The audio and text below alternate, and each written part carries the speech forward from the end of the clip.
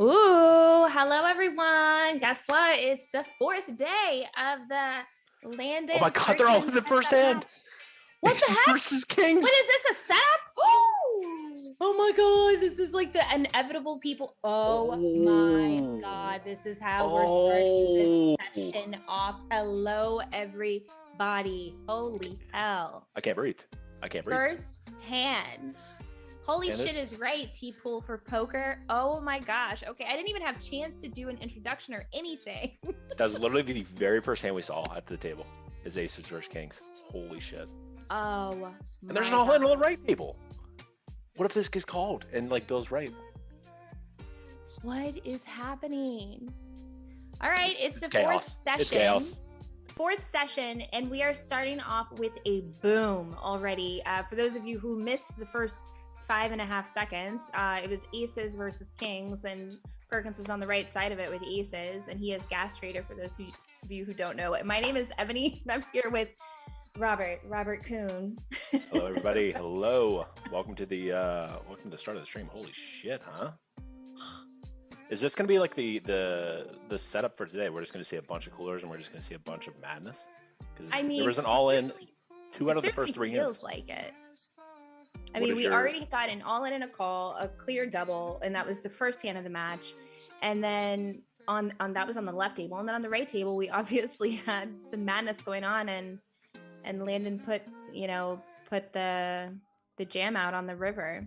Didn't get called, but this is I guess going to be the tempo for the entire session. First 5 hands, 2 all-ins. I love to see it. I want some violence today. I'm in a violent mood, not like real life, but like on the table, like how I watch people. I want there to be violence. I want pain. I want max pain. You're waking up and choosing violence. I woke up and I chose for one of these men to choose violence. Whoever wins, I have money on Landon, but you know what? I'm a poker fanboy at heart. Whoever wins. And that is a full house for Landon on the left, taking down the 8K pot. Holy moly. People, you want some carnage? All right. Ebony, did you bet on this?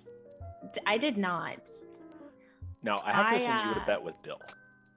I like money, and I also like not having to be emotionally invested into, especially in someone like Bill. Like, we don't know what version of Bill is going to show up, you know? And like, it's the human element is just a little too much for me to be betting on this.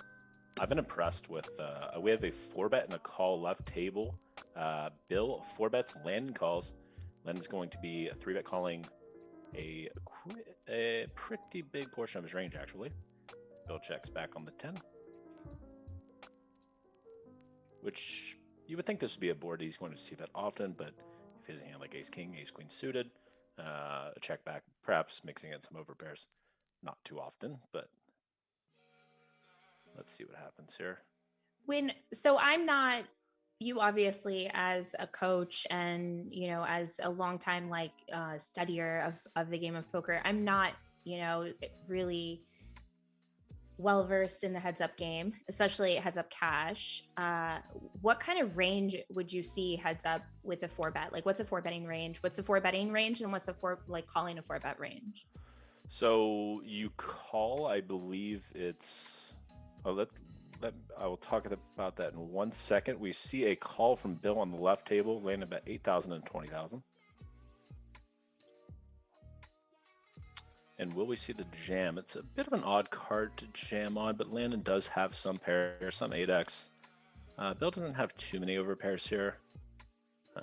Perhaps he has some 8x in his range, but it's probably more ace-high oriented, and he does have the ace-king. Anyway, to answer your question, like a heads-up range is going to be, and we see on the epic replayer here, oh, that was the very first hand, ace versus kings. I don't think we have to give too much detailed analysis about this one. Just all in, yeah. I mean, obviously, just all in. Flops the open-ended too. Wow. So heads up is you're raising your raise first in from the button is going to be about 80%. The big blind, the blind is going to call like 50%, and he's going to 3-bet 24% of his range, I believe, and then out of that 24% of his range, he's going to call about half the 4-bets, he 3-bets. I believe that is correct. I don't have the exact ranges in front of me, but I've been doing quite a bit of studying for Heads Up, as I think it's like a really fascinating game. But all these Heads Up matches have kind of inspired me to get, relatively good at Heads Up. I'm not a master by any means, but Wee was asking how's it got 1200 behind if it was the very first hand. So it was the first hand that we caught. So they probably had like a 3x and somebody took it down pre. So that's probably what happened. Yep. Yeah, we don't have any buttons again. No dealer buttons. They disappeared. I noticed that right away. Yeah. Even on our screen, guys, we don't see it as well, but it looks like we're reloading the table. And fingers look crossed. At that. Boom. Buttons all across the screen. Love to see it. You get a button. You get a button. You get a button. Fat Train, just the goat behind the scenes. Honestly. What is your prediction today with the young Tice going down 40,000? How does that feel to start? I mean, losing an $80,000 pot very first hand. So I have as someone who has a ton of experience is losing $40,000 in one hand. Yeah, of course. I mean, it's just another day, and it's just another day, right? I would say like you have to think about. There's so many variables, right? Like getting king's heads up and getting action, you're like, okay, pumped, right? But getting coolered in that spot, it's such a deflating, it has to be such an emotionally deflating thing. And for the session to start out that way, it has to be like an uphill battle for sure. So this is really going to test his mental game. And if that's something he's been working on, then I think he might have a chance to like keep it even keel and, potentially try and minimize the damage. But that's a heartbreaking start for sure. We see the raise from Landon on the left table.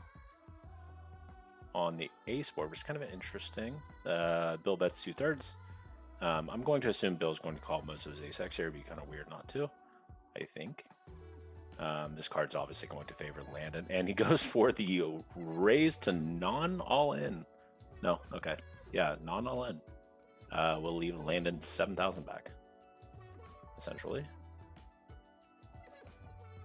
This is an interesting bet size. I know that this is one of those like mind fuck bet sizes where you're like, why would they do that if they didn't want me to call? It's like... I just don't see that being a thing. I'm not gonna lie. I think you just want to polarize yourself there, but that is a pretty interesting for Bill. I wonder if he's ever turning a hand into a bluff. Like he goes for thin value with like maybe a hand like King 10, King Jack. I didn't see exactly how it played out on turn or river. Or it looks like it was just like check call, check. Bet 2/3 raise, I think. That's something that makes sense to me. Because that'd be like kind of one of your sexier bluffs. Having a jack or a 10 is definitely a card you're going to want to have. Especially when Landon doesn't bet the turn. He's going to check back some jack 10s, but for the most part, that's going to be his primary candidate to barrel big on the turn. King, queen, high flop, king turn. Yeah, that's just a very good candidate to bet. So it's very hard for Landon to have jack 10 in that spot. So on the right table, we see the big bet from Landon, 5,000, 8,000.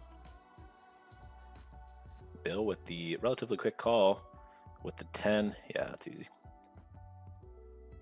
And Bill up probably, I don't know. This is a hell of a start for him.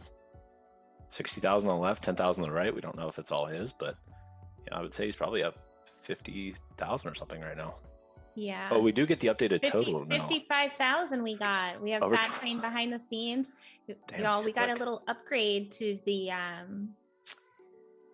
what are we calling this? Yeah, this is quite nice. Now we get the total challenge. We have me and Ebony were speculating before how many sessions do you guys think they're roughly going to play? We were speculating 45 to 50 to finish this, which is a lot of poker, folks. That's a lot of heads up matches against the same other human. That's God, you're looking at roughly 2 months of poker straight, and then studying every day. Like, oh boy. That's the thing. Do you think they're studying every day? I would be shocked if Landon wasn't. And to be honest, I think Bill is. I'm gonna guess after.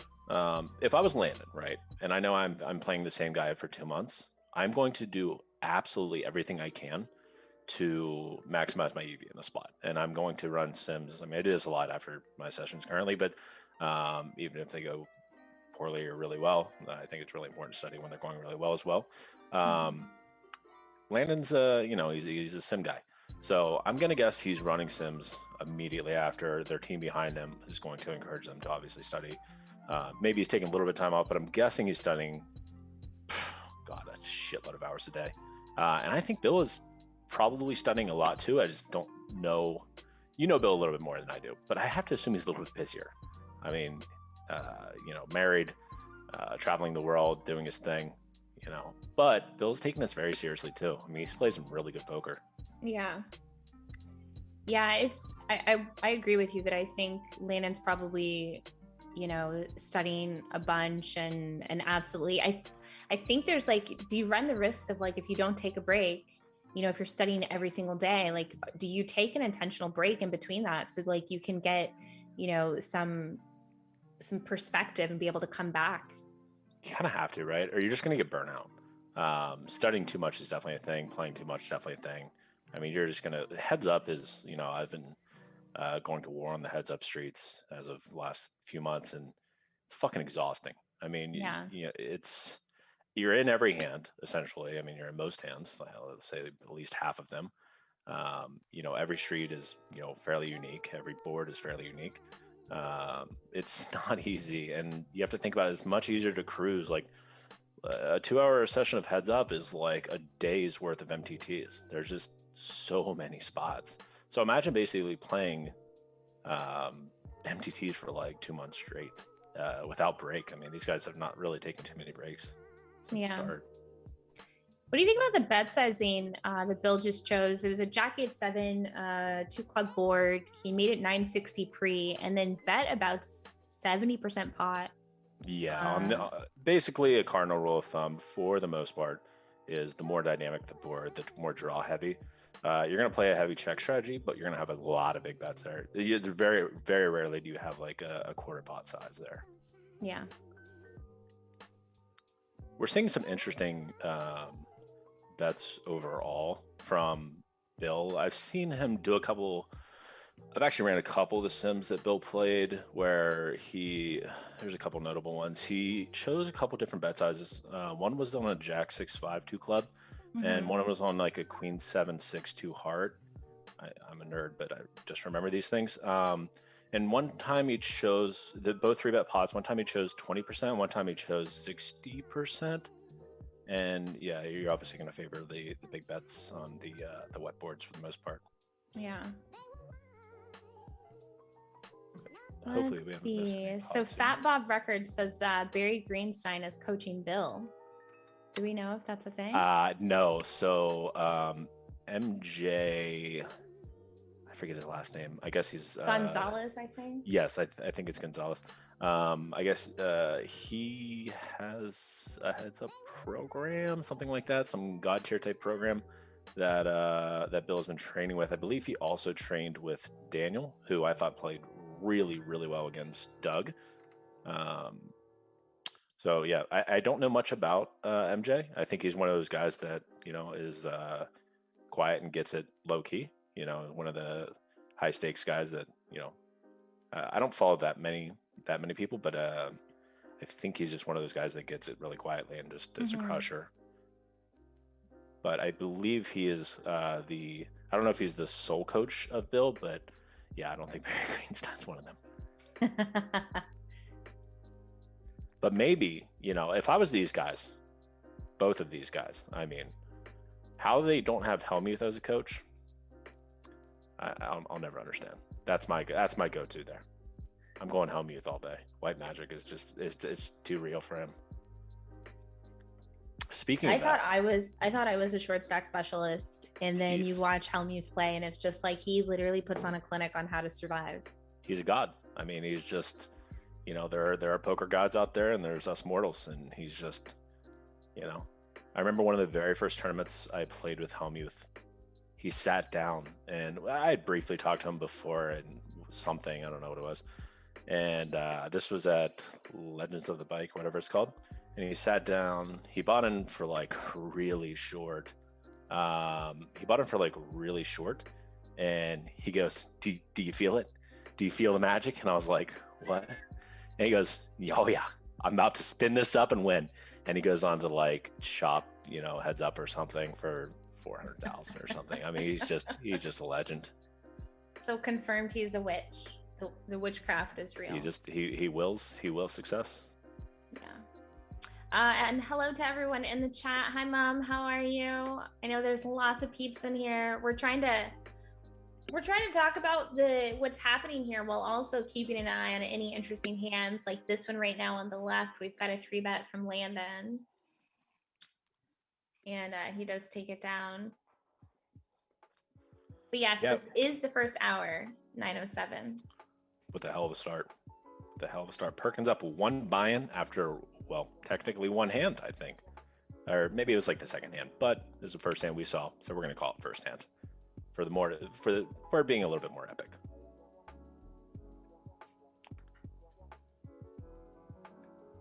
All right. I want to see more violence. I'm not going to lie. I want to see multiple 100K pots. I don't know about you. I mean, listen, I'm all for excitement, obviously, and 100K pods are very exciting. And I know, do it for the fans. Come on, Bill. Come on, Landon. Just let's see some out of the line shit. I don't want to see perfect poker anymore. I want to see some street poker. So these guys are playing just too well. I want to see some, 3-bet with 6 deuce off, call 7-5 off kind of poker. The old school mentality.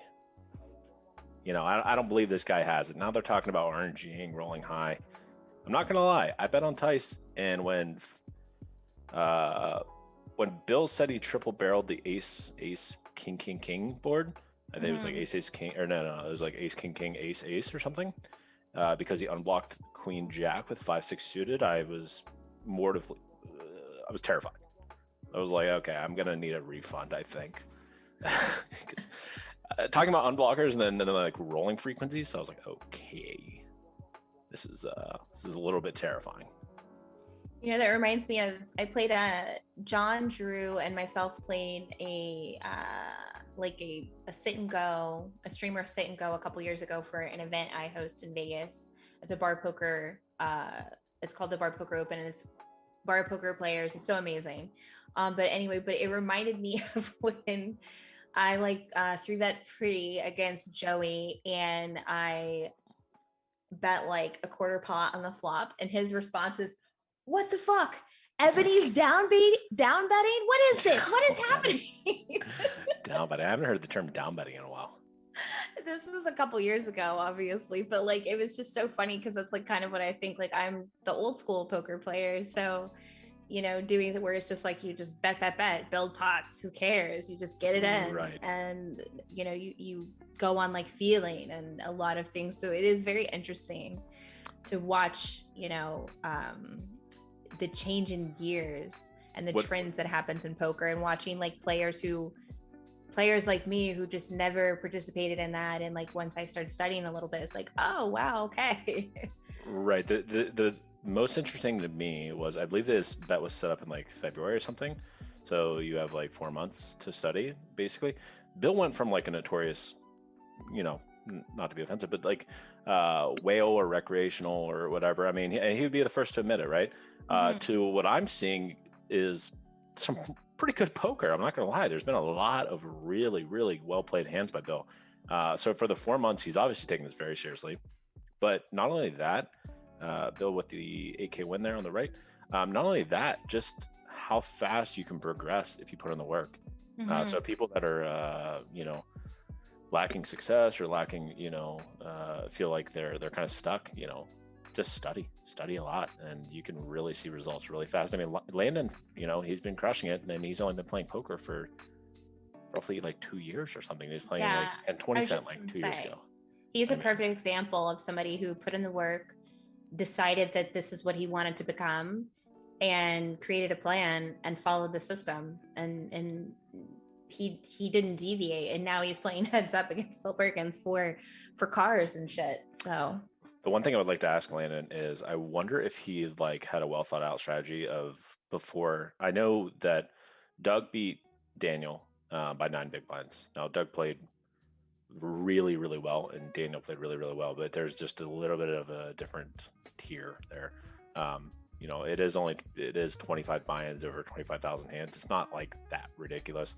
It's 9 buy-ins, 9 big blinds per 100, which is it's Doug's just so good. You know what I mean? I mean, they're like Daniel played awesome, but Doug just played lights out.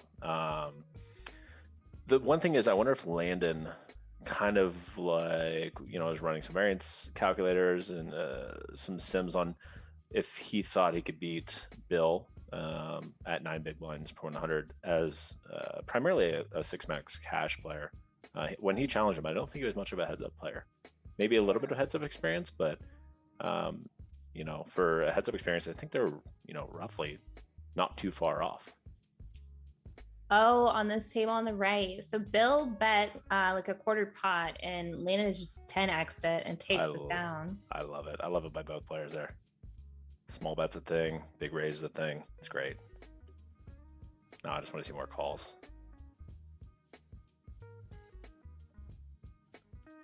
Yeah, it is. Like you said, it is a different caliber of player, right? And so you were saying you wonder if Landon is like running sims, or what did you say about like the RNG sims? I was just saying prior to the challenge when he first, I don't know if he called out or asked Bill or whatever he did. I was wondering if he had an idea what he could beat at the time, perceived a recreational for at Heads Up Poker as a primarily a 6 max cash player. Because you would think you'd want to have a lot of experience against, you'd be wanting to check your PT4, how you've played, thousands of hands against other guys, like what you beat them for. I was wondering if he just had an idea or if that was straight up like, okay, Doug beat Daniel for 9 big blinds. I bet I can beat Bill for 9 big blinds. I wonder if it's just as simple as that, because that would be very ballsy to do, right? Spotting 9. I mean, ballsy, stupid, arrogant. I don't know. Like we call it. Like, there's so many. I love it, man. I love the youth going after it. Bill with the big double barrel, or no, wait, this is a 3-bet pot, I believe. This must be a 3-bet pot. Followed by a check. Big bet by Bill, I believe. On the turn, Bill can definitely have all 9 10s here. Landon can have some of his weaker ace-x with this line. Hands particularly ace 2 suited, 3 ace 5 suited, all mix in some frequencies in 3-bets, which definitely may play a similar line. Goes check, so we're going to find out what they have. The Jack 9. It's a 3-bet from Landon. Maybe that was just check call. Maybe that was a call. I may have messed that one up. I'm not sure. It's hard to talk and focus at the same time. You would think, like, being a streamer, I'd be able to do this a lot, but but these guys play fast, man. These guys just there's no Hollywooding, no fake tanks here. Yeah, I'm excited for live tournaments to be coming back just for that reason. Like I feel like people are just so impatient to have been, restricted from playing live, that I feel like this is what it's gonna look like for a little bit. Have you not played live yet? No, I've barely left my house. I'm coming back to the States in a few weeks, and it'll be the first time I've like where are you at right now? People that aren't. I'm in Toronto. Ah. I have been hardcore isolating because my son is immunocompromised. So couldn't do anything. Damn. So you're like still in like full down lockdown, kind of. Yeah. Oh my God, you must be losing your mind. Yeah, live has been absurd. Even today, like I went for a walk and just there was like a father and son outside playing baseball, and just seeing that, I was like, there's like people interacting with people. It just it's great. Feels so weird and exciting for me. I think I've been in 4 restaurants in this past year and a half. So. Wow. Oh, girl. You're in for it's gonna be a hot girl world. Summer. The real world out there is quite exciting right now. I'm in Ohio as of today, and they lifted the mandate like last week, so everyone's walking around no mask. I feel like everyone's just high-fiving each other. Just everyone wants to talk to everyone. I mean, the bars are, of course they're packed. It's just awesome. Yeah, all my friends are. Austin has changed so much apparently since I moved from Austin in March. I've been up in Canada since last March, and I'm just excited to see my friends, play some poker, go salsa dancing. Oh, a little This is salsa the vibe. dancing. All right. I lived in Mexico for 5 years, and I never learned how to salsa. Sort of know salsa naturally. I feel like it's in my genes. I was just born with the salsa gene, I think, and not food. But that one too. But yeah, that was one thing I probably should have taken. Girls love the salsa. Yep, it's something I'm gonna try to. I'm gonna try to get the house to do during the World Series. Is go take a lesson together. Oh, that house is gonna be wild. Are we? We can talk about that, right? Probably. I don't know. I don't know. Fuck. It was a good time for me to pick up the glass of wine. Yeah. Do we just? Oh my god, you're just putting me on spot here. Maybe we just. Oh yes, yes, we can talk about it. Let's go. Wait, we're allowed talking about it. Yeah. Oh, right. So this summer, this fall, the ACR Pro team will be living in a house together. What can go wrong? I mean, I think the question that we should be asking is what can go right? Probably not much, but the shorter list is what could go right. The long list is what can go wrong. However, it's going to be epic. I think most of the ACR pros will be living in the house. It's like a 10-bedroom, 12-bedroom or something. They're going to be filming us the entire time, and they're going to make like a YouTube series out of it. It's going to be epic. That train says Ebony Party Drew and I have done this before. I only did it with y'all for I think I was there for 2 weeks or something. That was enough for me. So it'll be interesting for a couple months. And I don't think Vanessa's going to be staying there, so I'll be the only female pro. I'm going to be like, can I get the room that's the furthest away, the most isolated? I could not imagine that house being quiet at all. It's gonna be interesting. There's gonna be a lot of poker strategy being talked about. There's gonna be a lot of I imagine a lot of everything of prop bets. A lot of prop bets. Wonder what the most outlandish one will be. I'm gonna have to think of some. I'm pretty good at the prop bets. I like making them up. Anyway, let's get back to the action. We see a 3-bet pot by the young Tice, following it up with a 3rd pot bet on the right table. And a fold from Mr. Perkins.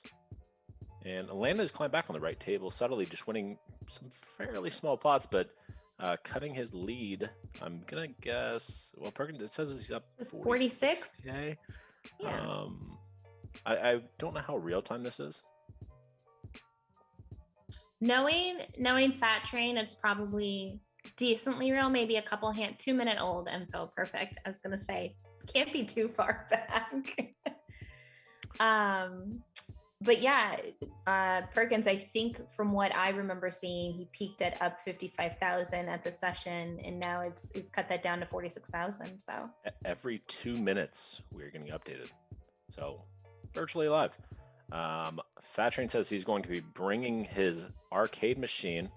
I believe he has a lot. Do you have, by any chance, asking for a friend? Dance Dance Revolution, asking for a friend. But I may or may not be pretty good at that. Oh my god! Can we please? I'm not gonna lie. They call me Sweet Feet for a reason. That's all I'm gonna say. Cosmos says Ebony stay at Boski's house and make him stay at the ACR house. I would do that, but I like my life, and I don't want to I'm already on his hit list. I don't want to stay there. I don't want to get moved up.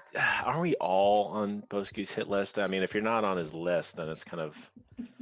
We had an ACR Pro meeting, and Boski had his hit list that he accidentally left up, and who was up top? Me. I was up top. Oh shit! It made no sense. Why you? Out of all people? I said. I feel like you'd be like the lowest on the list. I was like, Boski, what the fuck? How am I the top on the list? What is happening? I was rudely high up on the list. I thought DePaulo would be number 1. It's very obvious. Rudely? You were rudely? I was disrespectfully. I go out of my way. You know, like like kids in school, you're like, let's be a little nice to this kid, because you just never know about this guy. Boski's that guy. I walk eggshells around him because that hit list I'm a little worried about. So I thought I was going to be bottom of the list. I was like, all right, just super nice to post game. This guy's going to kill me one day. So Benjamin says of all the ACR pros, Boski is the most likely to have some holes in the desert. Oh, many. I mean, come on. Benjamin, you just got added to the hit list. Be careful. Yeah, GG Benjamin. Yeah, it was great knowing you. Like third.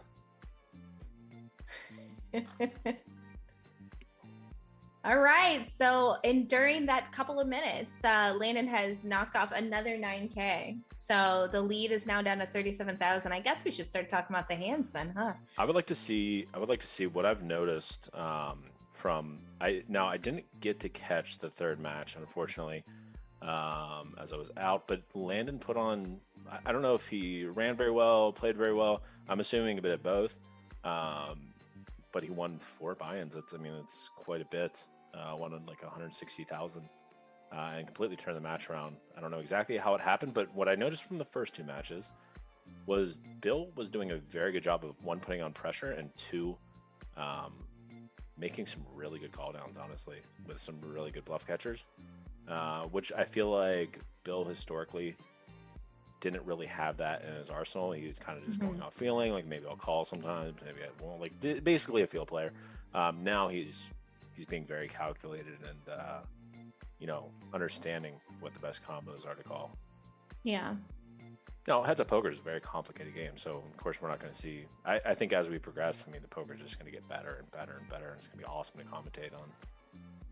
Yeah, it'll be fun to watch the evolution of their play as the match goes on, because as we were talking about earlier, based on how many hands they've played thus far, like we're guessing that it's going to be anywhere from 45 to 50 sessions if they continue on the road that they are, playing about 450 hands a session. So, and this is the 4th session. So it'll be super interesting to see the evolution of, like, let's say match 15, because we've already seen some adjustments. And then, match 30, match 40, like match 45. Like my guess is we're going to see that they are both going to become 2 completely different players by the time that this is said and done. Absolutely. And we might see a check raise by Bill on the left, but we do not. 8 being a fairly good card to check raise. He has all 8x. Landon has not all 8x because he does end up checking back some of his range. And then Bill has all 6, 7 on the left table. So that'd be a spot that I may or may not overbluff quite a bit against population, but it works quite well. So, question. I know we've seen like a trend that's been happening now in poker is check raising a lot out of the big blind. How often are we doing that, like check raising, depending on boards? Are we doing this at a higher frequency, or what would you think? It completely depends on the sizing, right? So, rule of thumb, right? Somebody bets 20%, 30%. You're going to do a lot of check raising with hands like second pair, backdoor flush draw, backdoor straight draw. They bet pot or overbet on either flop or turn. You just do way less check raising. So, we haven't seen as many check raises as expected, and heads up poker you're going to be doing quite a bit, but that's probably, over 1,000 hands. It's just not that many hands yet. We'll see plenty of. I remember the first match I was commentating and Landon check raised 6-4 on like a 7-5. What was it? 8-7-5. I believe he had 6-4. Turned deuce or something. Blocking 4-3, blocking the straights, and he went for the triple barrel. 8-7-5, and he had 6-4. You mean no, 8-7. What was it? I forget the board. He just had a gut shot. Okay. And then turned the open ended and went for it for the triple barrel, which was completely in line with theory. And I think we're going to be seeing a lot more of that. I just don't think we've seen the spots for it to happen yet. So Bill choosing 4.4 3-bet sizing, 4.4x 3-bet sizing here on the left, and does take it down. He's mixing it up with some of his bet sizes. He is. That's going to be natural throughout the match. Every board, like for example, on an ace 10-8, that's a way different texture than that's a way different texture than an ace 2-3, right? You're going to do a lot of small betting on the ace 2-3 versus the ace 10-8. It's going to be a lot of big betting. However, we do see a check here. By the way, guys, for you guys typing kings for 40K, this is to the 5540K on ACR. Type in kings for 40K to potentially win a $55 ticket. Not sure how many we're going to be giving away this stream. I know we won't give it any away if y'all don't enter. True. You cannot win if you do not enter. And you also have to be following for at least 3 minutes. Did I read this right? Yeah. No, I so think go ahead and hit that follow button. Wait your allotted 3 minutes, and then write Kings for 40K. And no, it's 3 minutes for the 1 per hour. Oh my. Okay, we'd love to see it. Let's go. There we go. Get the Kings for 40K out there. Win your $55 ticket, and I want to hear about the spin up when you win the 40K. How about that? We'll split the 5% free roll. Thank y'all so much.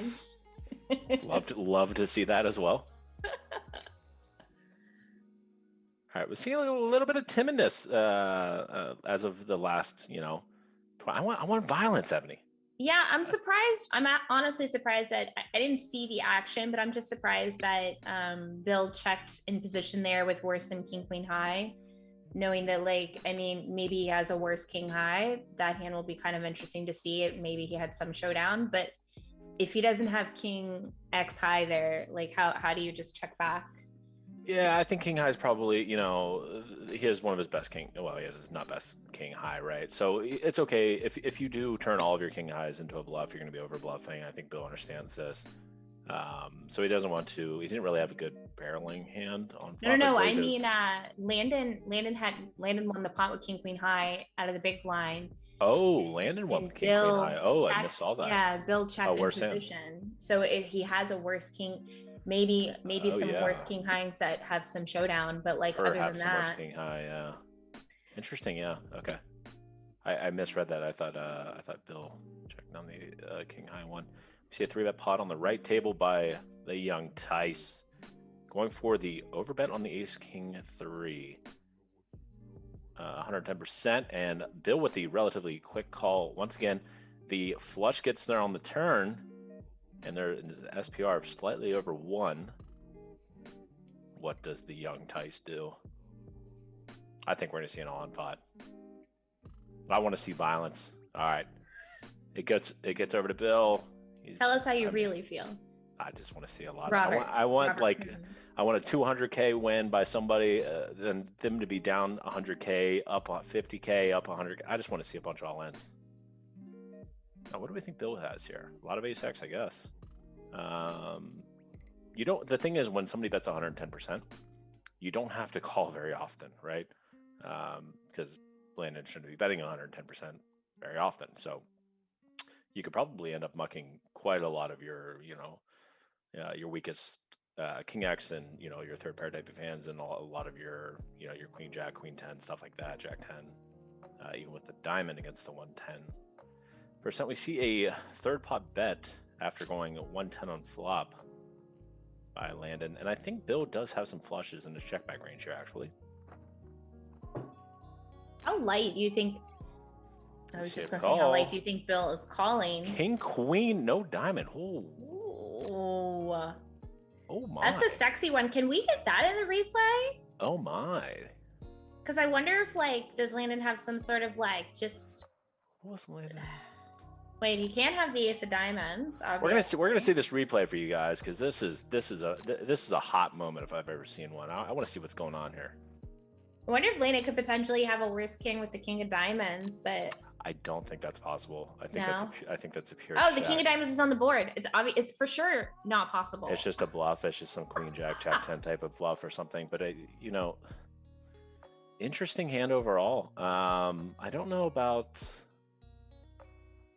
I guess Landon, honestly, I think Landon probably thinks the 1/3 folds out a lot of his King X, and it's only going to get called. Bill doesn't have a great bluff catcher. I'm not going to lie. King Queen, no diamond. Yeah. I mean, with Queen of Diamonds, I obviously you're going to call. It's very interesting. Of course, she blocks some Ace Queen and some Ace King that may check the turn, and I don't think he's going to be checking Kings very often on blocking Ace X, but. That was very interesting. I really really wish we knew Landon's cards there, to be honest. Could we see that hand? Can we see that hand? Fat Train. Can we get a replay on that? Oh, yes, he's got it. Do we get to see Landon's cards? Yeah. Oh my. The replay. This is gonna be interesting. I didn't know we get to see Landon's cards as well. Landon taking down the 10K pot. I want to see the fire. I think so, right? Because it went to showdown. The replay hands we get to see. Yeah, I'm guessing. I know we get to see Bills. Yeah, I think we get to see both, right? Yeah, because Landon was the one that bet and called. Yeah. So. All right, Fatrin says incoming shortly. Awesome. Grandpa's do it better. Which ACR pros are going to be in the house? Only the ones that matter. Just kidding. If you're not in the house, are you even an ACR pro? I mean, come on. Let's see. Who is? It's you, John, Drew, Chris, right? Is Chris Moneymaker? You think Moneymaker live with us? Hell no. He's not going to. Okay. I would not. I would no. He's way too old to be putting up with our shenanigans. What? I think that house would kill him. He would want to kill himself for just leaving. I mean, being in that house. I think he would leave the house day one. I think it's gonna be too out of line for her. All right, so me somehow I signed up for, and it's ironic. I think I'm gonna leave the house a couple nights a week just so I don't kill everybody. It's fine. If Boski's staying in the house, I'm gonna have like a triple here's lock the replay. Here we go. But we don't see Landon's cards, so we do just see Bills, and we get the raise 3-bet by the young Tice, and Bill goes. This goes 110 on flop, 8800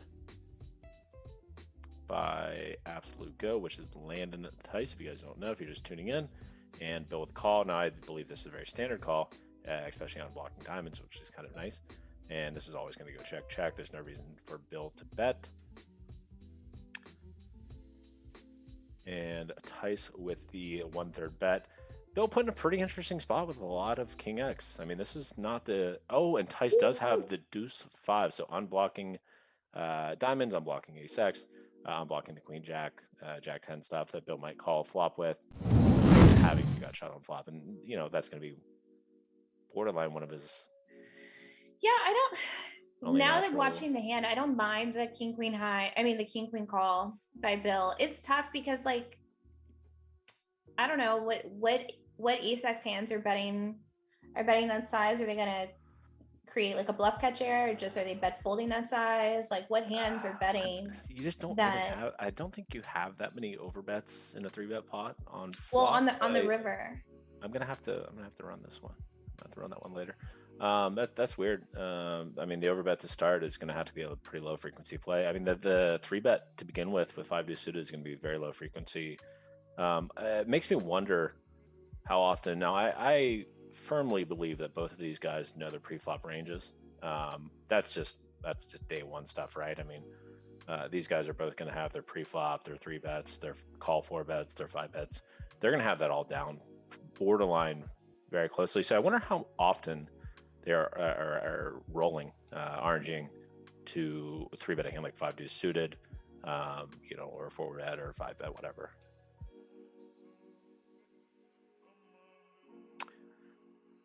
Isn't Rob like 45? Yeah, sort of, man. Next week I turn 31, but no big fucking deal, is it? How old are you going to be, really? Fuck off. I'm going to be 31. Stop, really? Jesus Christ. Thank God I brought beer. Drown my fucking sorrows away. Fuck me to tears. Oh, that's fantastic. Oh. How old are you going to be, really? And you weren't trolling. Oh my God. Well, if you guys never hear from me, I'm going to be Googling highest bridges in Ohio and then just, jumping straight off of it. Oh my God. Jesus Christ. I just want to say, Ebony, I had a really good day, right? And you fucking ruined it. Okay. I was like, I trimmed my beard, got the second chin rolling, and listen, I hop on the scale to my old beady eyes aren't working. January 1st, big man Rob here walks in at 315 pounds, right? A little overweight. I said, you know what? We're going to change this. Hop on the scale today. The young Rob Kuhn, turning 31, only a low 30 right now. Hops on the scale, terrified to hop on it for what it's worth. Terrified to hop on it. Sees 270, down to 45 pounds. Let's go. But it's not changing my fucking age. And apparently, guys, for what it's worth, I've looked like this forever. Since I've been 18, I've looked like I'm 40. I was gonna say you I've probably accepted didn't even need to, like, you probably didn't get ID'd at all, right? I haven't been ID'd. I actually, you know what's so sad? I feel bad for all the Walmart workers who, when they type, does this man look like he's over 40? And they decide to smash their finger on the yes button without even asking me, right? They like literally break their fingers over yes. I mean, it's just, God, humiliating. I got carded at Costco buying 12 bottles of wine with both of my kids. I would love to get carded. I thank people when they card me. Like, thank you. I haven't been carded in months. It's getting old. Just fucking card me. I'm only 30 for the moment. Just slide them a little tip and be like, can you ID me now? Please, thanks. I'm just hoping when I'm 40, I look the same. Because then I'll be like, you look your age. Yeah, you'll look the same for probably the next, 30 years. I just keep telling myself I'm a fine wine. And one day I'll look my age. I've just been developing this since I'm like 18. When I hit 18, I started to look 40. This is what happens when you start playing poker. You look like me, and you just fucking. People ask you, "Are you serious? You're only 30? What? All right, how old will you really be? Oh God, I'm not gonna live that one down. I'm not gonna let you live that one down. All right, back to the poker action. 6,500 going into the turn here on the monotone board. Not going to be too much action here on the right table. It's very hard for. Actually, Landon led for a third pot. It'll be interesting to see what he does on this turn. Or not led, he bet. It was when checked to him, he bet. Yeah. And Bill this is kind of a bloated pot, no? 1,000, bet small call. This seems like a small. For a river, I don't know. It's not a 3-bet pot. I have my old eyes. That's 6,400, not 8,400, right? Yeah. Okay. Yeah, Landon bet 880. Whoa. 880 on the flop. Wait, what was it? What do they have on the river? Bill had it went check. Bill had that flop the 10 high flush. Oh. Bill he didn't check raise the flop with 10 high flush. Bill didn't check raise the flop with 10 high flush. No, which is super interesting, actually. Especially having the deuce, too. I guess, having the 5. Yeah, I don't... Doesn't seem accurate. Not sure. That was the hand. Also, chat, if you're just tuning in, we are giving away a $55 ticket. And you've got about 5 minutes. So if you're not following, go ahead and hit the follow button, because that is a requirement in order to be eligible. Hit the follow button and then type Kings for 40K in the chat, and you will automatically be entered for your chance to win a $55 ticket to our 40K guaranteed event. And trip 9s for Bill, who is approaching, for what it's worth, guys. They have... Well, they said he did check raise flop. Okay. He did check raise the flop. Okay, so he must have went for a small check raise. Check, turn, check, river. Okay. I was going to say, I don't think there's ever a spot where you don't really check raise many flushes and heads up. Okay, that makes a lot of sense. You're welcome, Ghost. Bright Black Crown, 40K.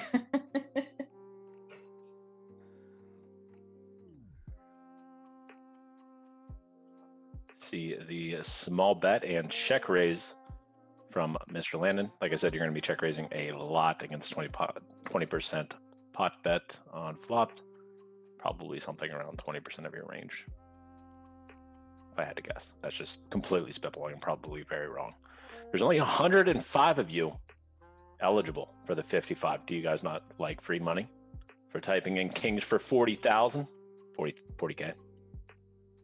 Is it interesting to me? I'm always like, y'all, I like free money. I don't care if it's a $5 thing or a $5,000 thing. I am I'm the gonna giveaways enter. just to see if I can win, and then I just give away the if I do win.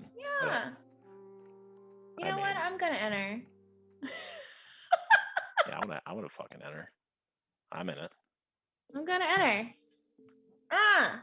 I'm gonna enter it, and then as a mod, I'm just gonna ban people that don't enter. We're about to pull Boski out here. I'm just kidding. I'm not gonna ban anyone. You don't even. You wouldn't even. Do you even Like know I how to actually, ban anyone? actually, I even know how to ban anyone. God, this is scrolling so fast. I was trying to copy and paste, and now you guys are making me type and stuff. Kings for 40K. We're in there. Let's go. Gnarlton, you keep your grubby entries out of here, Ebony and Rob. This is great. What if one of us win? We're gonna hear ACR's rigged a million times if one of us win. Of course, oh my gosh, please. I'll be giving it away. But I'm gonna give it to Ebony. I'll do a face stamp that just says ACR's rigged. It's perfect. All right, ooh. Oh, okay. Bill got counterfeited on the river, but we could have seen Bill go for value there with the 7.5 on the 7.536. I don't think it would be too thin.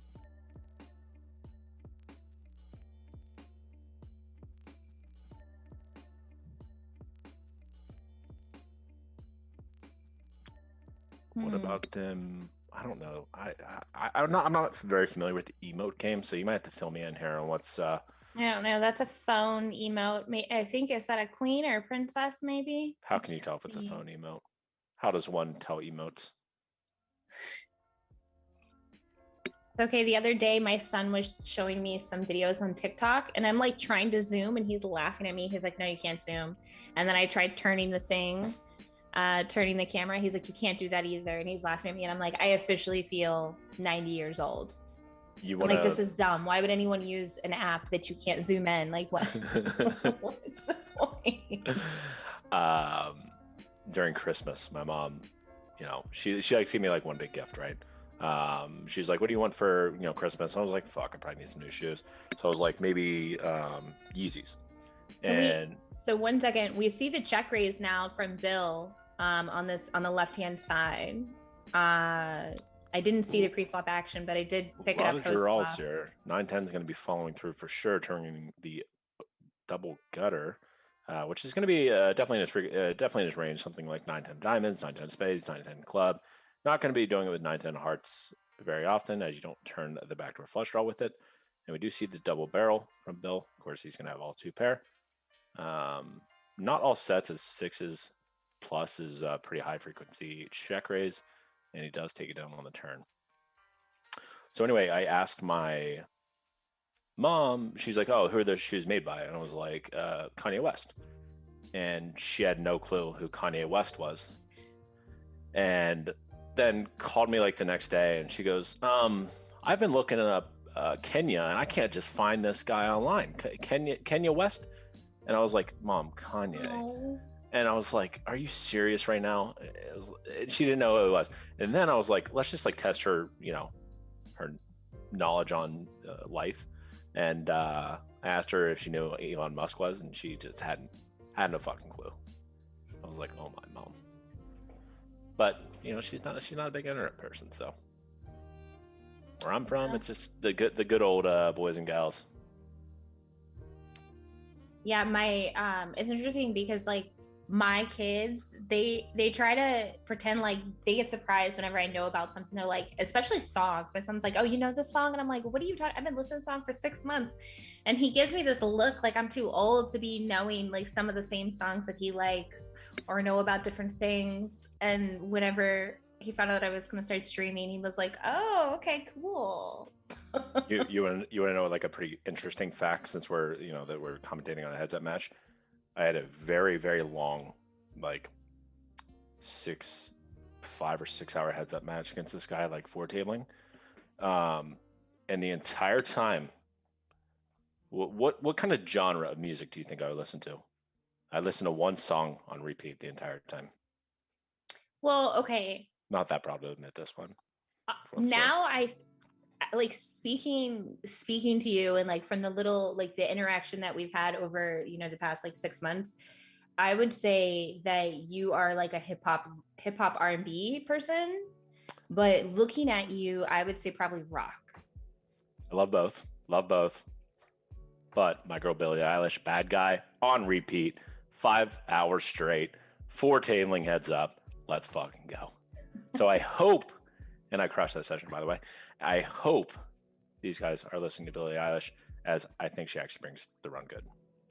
I'm gonna have to. That's my son's favorite artist. Well, one of his favorites, Billie Eilish. I've been insanely, like, obsessively listening to house music lately. I don't know why. I don't know where it came from. Something just in my soul is like, you know what? Fuck it. I'm a house guy. I'm a house guy now. Wow. Enjoy the madness. All I'm like zoom, zoom, zoom. It's I went like to deep house. Coachella with Joey Ingram, and I thought I was gonna die. I couldn't even imagine. I could not even imagine. I was like, this is way too much. There was actually a moment where I did think I was gonna die. I can't. I've never been to Coachella because I never, I don't know. I want to do EDC. Yeah.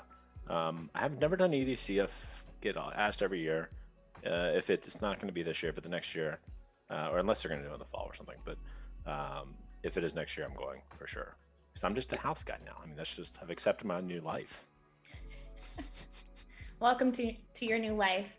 For those of you who are just tuning in, you got a couple minutes left to get in there. We are doing a $55 ticket giveaway. You get a ticket to the ACR 55, 40K guaranteed. Last chance to jump in here. Go, go, go, go, go. You must be following, so go ahead, hit the follow button. It's absolutely 3 more free. minutes before we do that giveaway, I believe. Yeah, just go hit the follow button over there. Down there. Wait a second. Yeah, over there somewhere. Is it this way or is it this way? No, wait. This way. No, wait. Down this way, right? Shit. This camera stuff. I believe it's down this way. Follow. Oh, is that a little flex there? Mishaps? Hold on, I did it the wrong way. You would have torn your shirt. See, I would flex, but I don't feel like ruining another shirt. There, it's that way. It's the problem. There's the proper flex. I'm feeling a little felt today after weighing in at 270. I'm not going to lie. Down 45. I was walking around with a strut after I got off that. I actually hopped on 2 scale, so I didn't believe the first one. Well, look at you. You're like, what? This is amazing. And speaking of amazing, Bill has now increased. Landon was on a little upswing, little uptick there, and now he had got it down to 37K, Bill's lead, and now it's up to 67,000.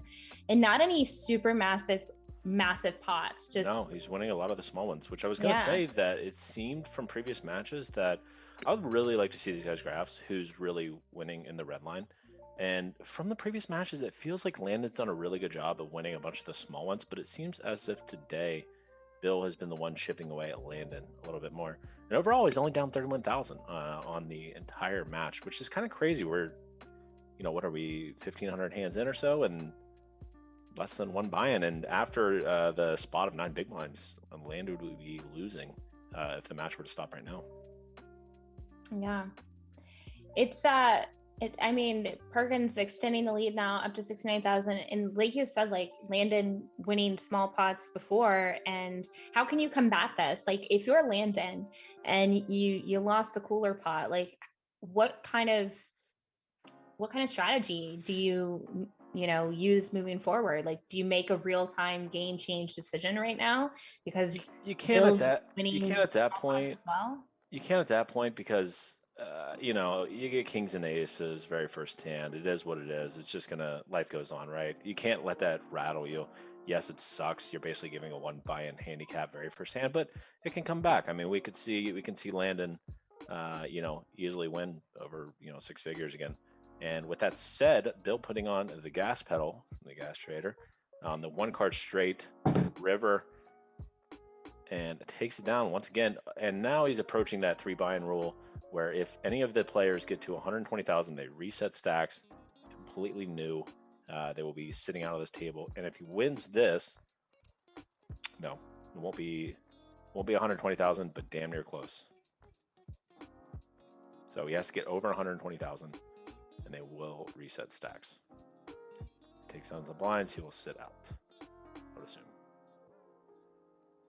Yeah, so Bill, as it stands right now, if he wins this pot, no need to put any extra chips forward. Then they will be resetting. Are your old man eyes working? Mine? Oh my god, dude, did you see my setup in our WhatsApp group? My laptop is on my my setup right now, guys. I know it looks like I'm in Vegas because just my background. Look at my setup. My suitcase is on my bed. My laptop is on top of that, and I just pulled a chair from my buddies. I'm at a buddy's house right now. I did not know they were going to be playing, and I did not know we were going to be doing commentary until about 2 hours before the match. So we did the little impromptu. I had to borrow a camera and everything. But you're resourceful. That's good. I love it. Does resetting the stacks cause less losses since there's less cash pressure? Okay, guys, it is the end of the hour, and we are going to go ahead and do the drawing now. 144 users. Hurry up if you're not in there yet. Kings for 40K to qualify for the $55 40K, which I hope, if you do win the ticket, it'd be awesome if you won it. And we're going to be doing that drawing. What happened to that hand? Did Bill river a flush and no chips went in? Did I see that incorrectly? Can we get a replay on that hand? How big was the pot? I missed. Was that on the right table? Yeah. Paying attention to the left table and looking at chat. I missed that one. 210. Congratulations. You won the $54 tickets. Let's go. Congratulations, buddy. Can we get some like graphics when somebody wins something? Be like money. Can we make it like make it rain or something? I think Fat Train is basically capable of anything. He can. I know. I was asking Fat Train. Definitely not asking you to do anything technical. Crazy. I was thinking about doing it. Before the show, I was a little busy. I thought about doing some graphic design stuff, but it's still in the works. I'm still googling out how. I must say, doing this on Discord is way easier than looking at the tables ourselves and redoing everything. I mean, poor me and Chris had the struggle we had to do. I like your mic setup. I never really need that. Mine was so echoey. Look at that! I got the pro patch just on the mic. I love it. Yeah. 3-bet pot on the right table. Landon with a big bet. This is going to be pretty coordinated for both ranges here. We're going to see a lot of big bets on the 10-6-5 2 spade board.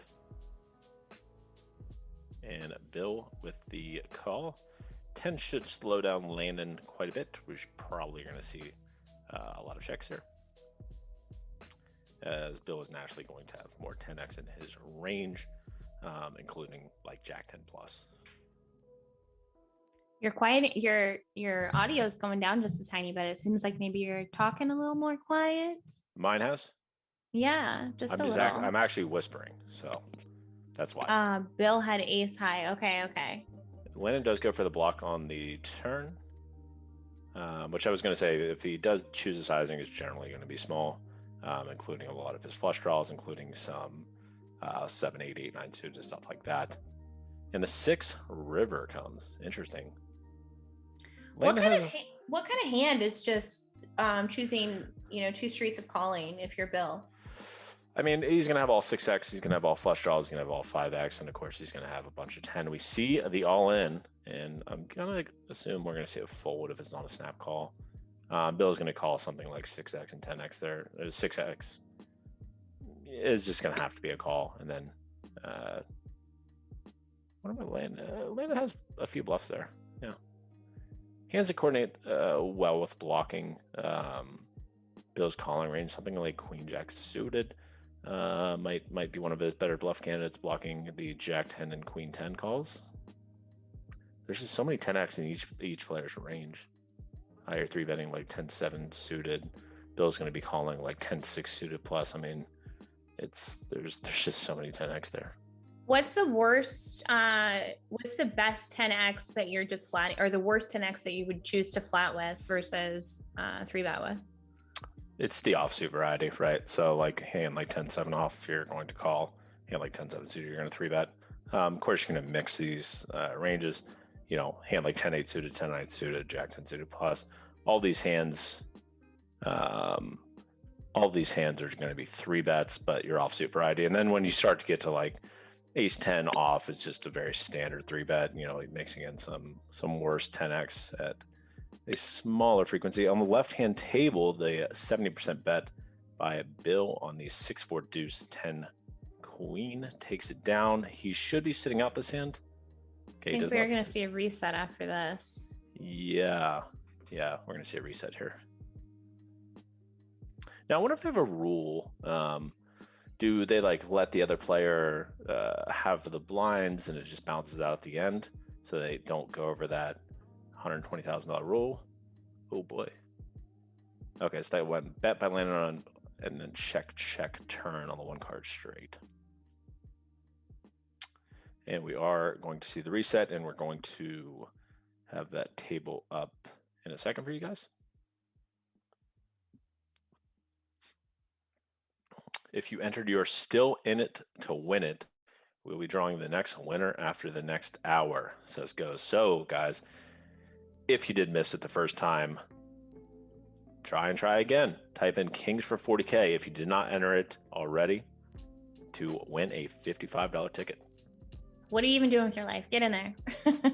Absolutely. Also, major shout out to the entire ACR team behind the scenes for making this work. We're kind of at the mercy of, you know, when Bill and Landon decide to play, and the whole team behind the scenes is doing everything they can to make sure that we can continue to bring you all footage of this challenge and content, because we know how exciting it is. And literally, this was supposed to be canceled, and then everyone that is in the ACR team has to scramble to try to get one of us, you know, to schluck our way in here. So I love it. Major shout out to Fat Train and everyone in the ACR team. Yeah, they're absolutely killing it. Everyone's done such a good job. I'm really mad I missed the third. I really love following these matches. I don't know why people think heads up poker is boring. I find it extremely fascinating. You know what it is? It's a knowledge thing, because I will say, as somebody who's been playing poker for a long time, I was the old school player who went by feel, didn't really study, and it does become a knowledge thing. It's the more you know, the more interesting and nuanced the game becomes, and it's like unlocking little secrets. You know, it's like a puzzle, and if you only have a certain amount of pieces of the puzzle, then obviously super difficult puzzles just aren't fun. So I think that's what it is, and obviously a lot of heads up matches, not a lot, but traditionally we see people that are playing for higher stakes tend to be very robotic and, you know, GTO with their decisions. And so it can, I guess, from like an entertainment viewpoint, it can be boring. But when you have stuff like this, it's very exciting. But I will say, just from like a knowledge standpoint, as a former person who thought heads up was very boring, I now know that it was strictly because of my knowledge or lack thereof that made it not fun for me to watch. Right. I just find it interesting from a strategical standpoint for anything. Like, I love watching high level chess, although I'm absolute shit, right? Like, I pretty much watch chess every day and or play, but I'm terrible. But just interesting. I just love these guys are great. For example, that 5 deuce suited when landing goes 110 on flop, I have to now run that hand, right? Because I just have to find out if it's right. And I'm gonna guess Landon's probably gonna be a lot more accurate than I am. I'm gonna be in that spot because they've been studying so hard. So now I have to like run it for myself and see if it's accurate. And like, same for like high level chess. I fucking don't have a clue how they can think so many moves ahead. But yeah, I love watching it. I just like to like see where they're, especially their prep work for everything. Especially in chess, and there's a lot of prep work, especially preparing for certain opponents, as these guys are gonna have to do throughout the entire process of this. I mean, if for example Landon sees, okay, well, Bill was he's overcalling turns and rivers, right? Well, then Landon has to stop bluffing so much, right? And then or bluffing at the correct frequency rather, because it's probably what he's doing. Or if he sees that Bill is, I think Doug executed this very well against Daniel. That's why we see Doug's red line was up like, a million or whatever. He saw that Daniel simply wasn't calling enough, so he put a ton of pressure, put him in a lot of ton of weird spots where Doug was simply overbluffing, but it was correct, right? You have to deviate from GTO. You can't play perfect GTO unless your opponent is playing, borderline, and no one's playing perfect GTO, right? GTO is just the baseline. Right. No one's playing even close. Everyone's going to fuck up borderline every other hand on one of the sizings. Perfect GTO is just not even a thing. So you're going to have to deviate as the match goes on. We're just going to have to see who deviates more. 20,000 hands. You're gonna have a determined winner. I don't think there's going to be there's a lot of variance in it. 20,000 hands is not that many hands, but you're going to see who played the better poker. Now, regardless if Landon wins money, still has to cover the 9 big blinds, which is a lot. And we see a call from Bill with the 7x, unblocking the 6x and 10x that Landon could potentially be bluffing, and takes it down. Bill will probably be up around 50,000 after that pot. That is over an hour, 12 minutes. We've only seen one all-in call, I believe. Yeah. There were a couple all-in decisions on the river, but no calls, no showdowns. And we're seeing Bill just a lot of it, a value extraction going on. Bill probably just casually has, a million friends at his house right now, just another day in the life. He could be playing on a yacht. We have no clue where this man is at. I have, what a life it must be for this guy. He could literally be anywhere in the world. Yeah, do we even know where Bill's anyone in the room. It's so crazy. I mean, that's the one thing that I know he's going to be treating this very seriously, but I don't know. Is he going to be like, all right, like everyone needs to get out of the room. It is my 2 hours of complete focus. I wonder if he's going to be doing that. It's interesting to think about. I mean, one would hope, but I don't think he is, because based on the first match, he said there was a bit of madness and he had a lot of people over, and I was like, damn, like the first match, you just had a lot of people. Like, I'd be, locked in, like, everyone don't speak for 2 hours. Yeah. Like, leave the house. I don't want to hear anything. And I have a feeling that's going to be Landon's case. I think he's going to be dialed. So they're both Bill's sitting out right now, so... Gas could have ran out in the yacht. I mean, there's a lot of things that could have happened. Oh, they're back in. Okay. Bill's back. I'm a big believer in curating a healthy environment to give yourself the best chance to play, and to play your best game. Absolutely. And something like this, I couldn't imagine what kind of fanatic I would be to create the environment where I'm like, okay, anyone speaks, you're risking death. That's pretty much what it would be like. But I know Bill, he gets recharged from social interactions and from being around people. So for him, it might be the opposite. He has said, I've been watching the post-game interviews that he did the first, I don't know if I didn't catch the third one, but on the first two, he had said that he has gotten a little bored, which is slightly alarming for the people betting on Bill, that, mid-match you're getting a little bored. So, I mean, we're talking 20,000 hands. If you're getting bored after the first 1,500, you don't love to see it. But I still think maybe that was during the 3-hour session. So maybe like 2 hours is like a good cutoff for him. And he's like, all right, 2 hours is, because Landon could go all night, I'm sure. I mean, he's young, he's the stamina on these guys is going to be. Yeah, and he's hungry too. Like I don't know that if the jaded mentality has hit Landon yet. When I think it is one of those things where, like, when you've been in the game for so long, you do get to a point, and you might, you're lucky if you step out of it and you're able to detach from that. But I know that for myself and for a lot of poker players that I've known who've been in the game for a long time, it's hard. You have to fight that jaded mentality and that like bitter Betty kind of kind of attitude about playing poker. And for Landon, he's so new and fresh to the game. He's really hungry. He's surrounded himself with some really intelligent and thoughtful people when it comes to strategy and the game of poker. So for him, I feel like it's just, I mean, it's a different mindset completely, I think. Bill flopping the full house. They're going for the trap on the left.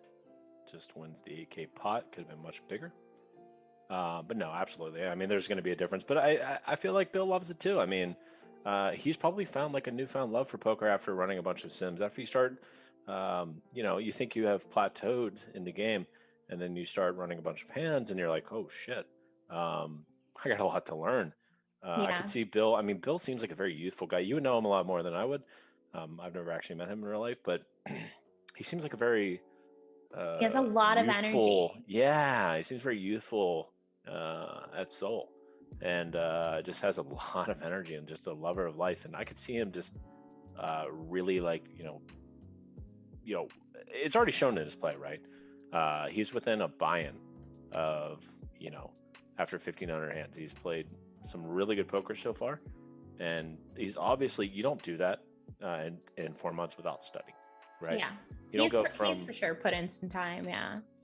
I would say a lot. He said 25,000 hands, both play, and that's just playing time. That's a lot of hands, and then studying. He says he runs every hand after him and MJ go over every hand after with MJ's product. That is Really? absurd dedication. Yeah. Every hand. That's insane. Yeah. Right? Kudos to them. Hats off to them. Yeah. Also, Perkins started to pat his lead a little more, and now it's back down to 49,000 through 202 hands. So Landon chopping off a little bit. Well, that's not going to work. What? It's the trip sixes for Perkins. I spoke too soon. I was talking about him cutting down the lead a little bit, and then Bill takes down that 12K pot. So Landon on the right table is chipping away, though. We haven't seen many big pots on the right table, but Landon seems to be winning the medium to small pots, which I would really like to see if these guys would update their graphs, their poker tracker or whatever. I'd like to see who's winning at red line. I have to assume it's Landon. Your red line really comes from a lot of the small pots.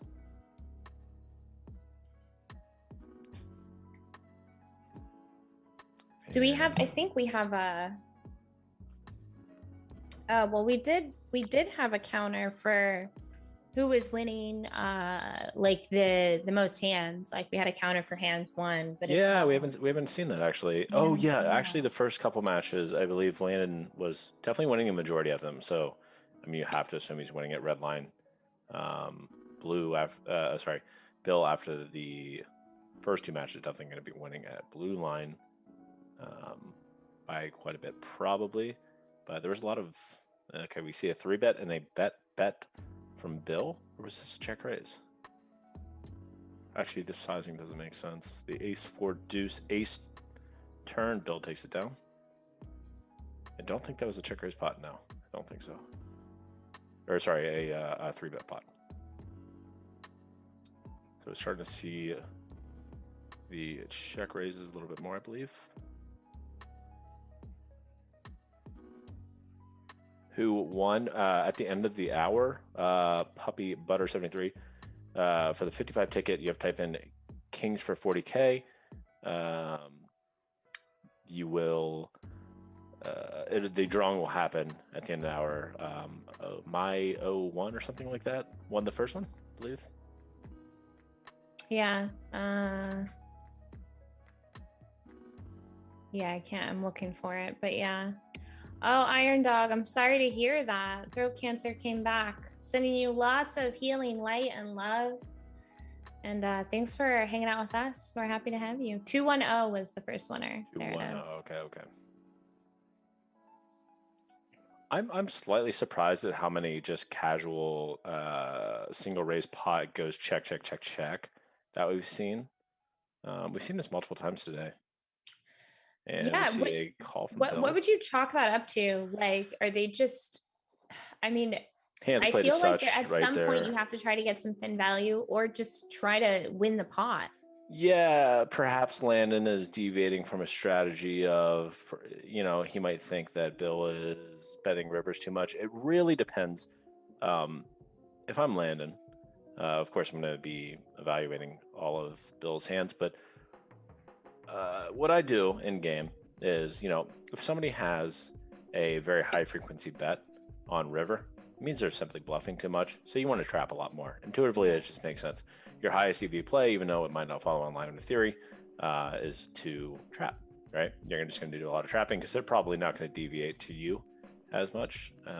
So, maybe maybe he's seeing some stats. I don't think it's too relevant yet. 1,500 hands isn't a lot. I think the big deviations we're going to see are along the way after hand, 5,000 plus or something, when there's a bit of a more realistic sample size, and we're going to see the same from both players, right? Bill's not going to. Oh, big check raise by Landon on the 7 turn. He has all 5-6 off. Both players have both 5-6 off here. Kind of interesting here overall after he doesn't check raise. Yeah, okay. Would that be a hand like some sick like turn combo hand like 8-9 of spades or something like that? Yeah, 8-9 of spades would be a pretty good candidate on blocking the 5x and 6x, but also, of course, if you have a hand like 6x for 5x, blocking 5-6, with some, you could do that with some unblockers, unblocking the turn flush draw and stuff like that. Of course, you can't do it at the highest frequency, but yeah, the natural bluffs are gonna come from your 5x, 6x, followed up with your higher equity bluffs, with the 8-9 spades, stuff like that. But you can easily just check all those hands too. You have to mix that type of hand. And pot bet from Mr. Perkins gets called by the Landon on the left table. We've been seeing a lot of top pair cards pair on the board, and that always makes for interesting spots whenever it's a 3-bet pot. 150%. I love this sizing. This is definitely a thing. This is a sexy bet. This is definitely, you really want to polarize yourself here with some 4x and 6x. And he does have the trip 7s. Landon probably just calls with a really good blocking hand, something like ace 3, some 5-4, stuff like that. Maybe that you want to check back on flop. At least that's pretty high frequency. Those hands make for great calls on river, so probably pretty standard. Bill polarizing himself to 7x and or better. And maybe we can see a replay of that hand. Since we don't have any, that's probably the biggest pot that we've seen lately. Yeah, but 9,000 the river and a 6,000, so looking at 24K pot there. Trying not to pull a moneymaker here and actually be able to do math. I heard Bill was playing on an iPad while skydiving from space after jumping from a platform launched by a SpaceX rocket. That is so true. That's exactly what he was doing. How is Bill so youthful? I want to be like Bill. He has so much energy. And this guy just crushes life. I know. Too. I feel like I just want to hang out with the guy. My favorite Ingram podcasts are always with Bill because the guy is he's full of wisdom. He's full of life. And he just came out with Die with Zero. He's all about living life to the fullest. And it's just, the guy makes you just want to be a better human. Like, I'd like to be his friend. Like, just Bill, if you ever watch this, I want to be your friend, guy. I think you're great. Yeah, he loves the trap. Yep, he challenges your idea of your performance. Like, he's like, what are you actually doing with your life? Are you doing the most that you can? And really, just he's an ideas guy who's just like, okay, let's follow it up with some action. And you're just like, oh shit, I thought we were just doing ideas. He's like, we did. Now the next part is action. I love that. So he's holding you accountable, right? Reminds me when I haven't worked with Elliot Rowe in a while, but he is an accountability guy as well. Like, shout out to Elliot Rowe. He's just an awesome mindset coach. When I was working with him and I would tell him that, whatever life problems I was having, he'd be like, okay, cool. let's get it done. Let's figure out how do we do this, and then we would figure out a solution, and then he would make sure I would have it fixed. Like he would make me send photos or make me send like he would hold me accountable for all of that, and I think that's what good friends do. Like Bill to you or Bill to any of his friends. Yeah, there's something to be said about, and you can have really good friends in your life that don't do that. Sure. But maybe that's just what your relationship is or isn't, I guess, in this case. But being able to have someone in your corner that doesn't accept your bullshit at face value and like goes hardcore and challenges you to expand your comfort zone, and really, just don't be someone who says something, be someone who follows it up with action, and then more uncomfortable action, and like repeating it. That is so invaluable. And it is important to seek somebody out like that, and also like you be that for someone else, and Right. watch how much you grow, and how much more you get accomplished, and how much further you go with the things that you want to accomplish. See an all-in and a okay. Oh, the backdoor flush. So this I was following Bill this. had the ace of hearts too. Right. So I was following this hand. This went check raise from Bill on the 5-5 5-4 board with ace 4 with the ace of hearts. Landon bet 500. Bill check raise to 3,500. Landon floats with the backdoor straight and flush draw on 2 overs. Turns the flush draw. Bill bets big and Landon calls and rivers the flush. Bill shoves for value and Landon, of course, goes with it. Big pot for Landon. That's going to be a big momentum shift there. And Landon about to hit the 120,000 break mark. Can we get that hand replayed? That way we can we're just gonna have you repeat that again. We loved it so much the first time that we want to hear it a second time.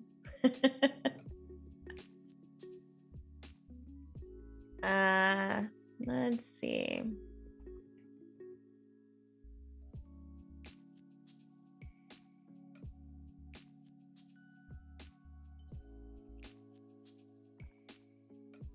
Bill with the snap call on the right table with the rivered jack. I believe that went bet, check, check.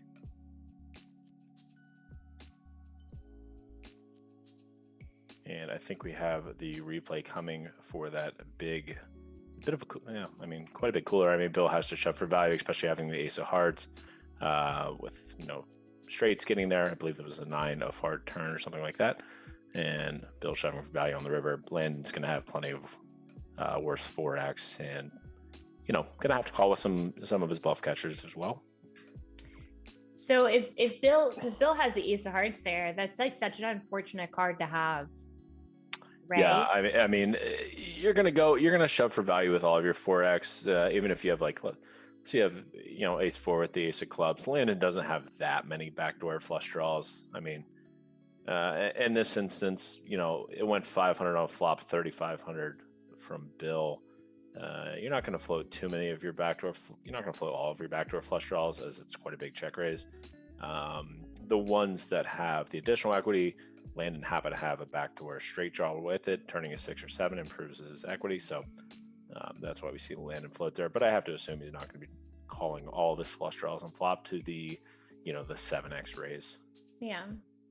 So at what frequency would he be doing that? Oh, here's the replay. Seeing this, and this ended up being a $70,000 pot. And so Landon raised, Bill flatted. Is that right? Yeah. Right. So, and Bill goes for the check raise to 3,500, and Landon does float with the backdoor 9 hearts turn, and Bill bets. Is that pot? I believe that is pot. And Landon floats with the hearts, which is probably kind of close actually. And then Bill shoves slightly, effectively shoves. I don't know why he leaves $1 back, to be honest. I don't know what the point of that is, but he does that. Man. Bill Perkins 1 green. Okay, we can see the win-loss count. So after starting the session up within the second or third hand of the session, Bill started up 40,000. And now Landon has overcome that. And I think it got up to 69,000 is what Perkins' lead was at. And there's that red and green line you were talking about earlier. That just got updated. So Perkins is actually still up 32,000 after that big pot. So he must have he was up over 80,000. Wow. So Perkins still up even after that big cool or so. Interested. Yeah, but if you're Landon now, this has to feel good. The momentum, after you've kind of torn into the $70,000 upswing for this session for Bill, and after such a rough start, kings to aces within the second or third hand of the session, and now you've overcome that a little. That's got to feel kind of good, right? For confidence. Right. I'm not sure how, at this point after 1,500 hands of high stakes poker, I think the jitters are going to kind of go away. I mean, it sucks getting the kings versus aces right away. You think the jitters are going away playing 200, 400? I think with enough time, yeah. I mean, we see the overbet by Landon on the turn, bringing the double flush draw. This is definitely a pretty good board to be overbetting the turn.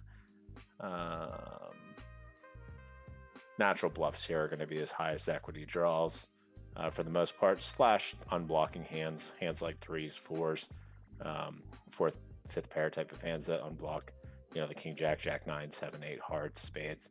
And we see check, check. Bill's probably going to win this one. Yeah, it takes down 13K pot there. And Bill, unblocking hearts and spades there has the easy call on the turn. Yeah, I think after time, I think Landon is one of those guys that's probably a bit robotic. Of course, playing high stakes. Going right into it, Landon admitted that he was nervous.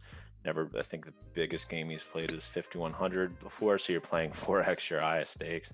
I mean, maybe every day he comes in with a little bit of, a little bit of jitters, and maybe he gets a little rattled after the first hand. But I think he would be a little bit more nervous if, let's just say Bill was up 300,000 right now. That every time you log in, you have to, in 20,000 hands, you got to make up for a deficit of with spot. I mean, you're looking at over $1 million. But that's not the case. Just pretend like that doesn't exist, so you have access to making the best decisions you can while playing. Exactly. Now, I think as Landon, if he excels his lead right now, Bill's down 66,000. That's not with spot though; it's less than a buy-in with spot. I think if Landon extends his lead, and I think as of today he was winning 18 big blinds for 100. If he keeps that up, then I think we'll start to see, at least I would probably feel that he's probably not going to be too nervous. If he's even nervous at all, it's hard to tell. I mean, I get nervous still. Oh, Lenny, I love that question. Is this the last match?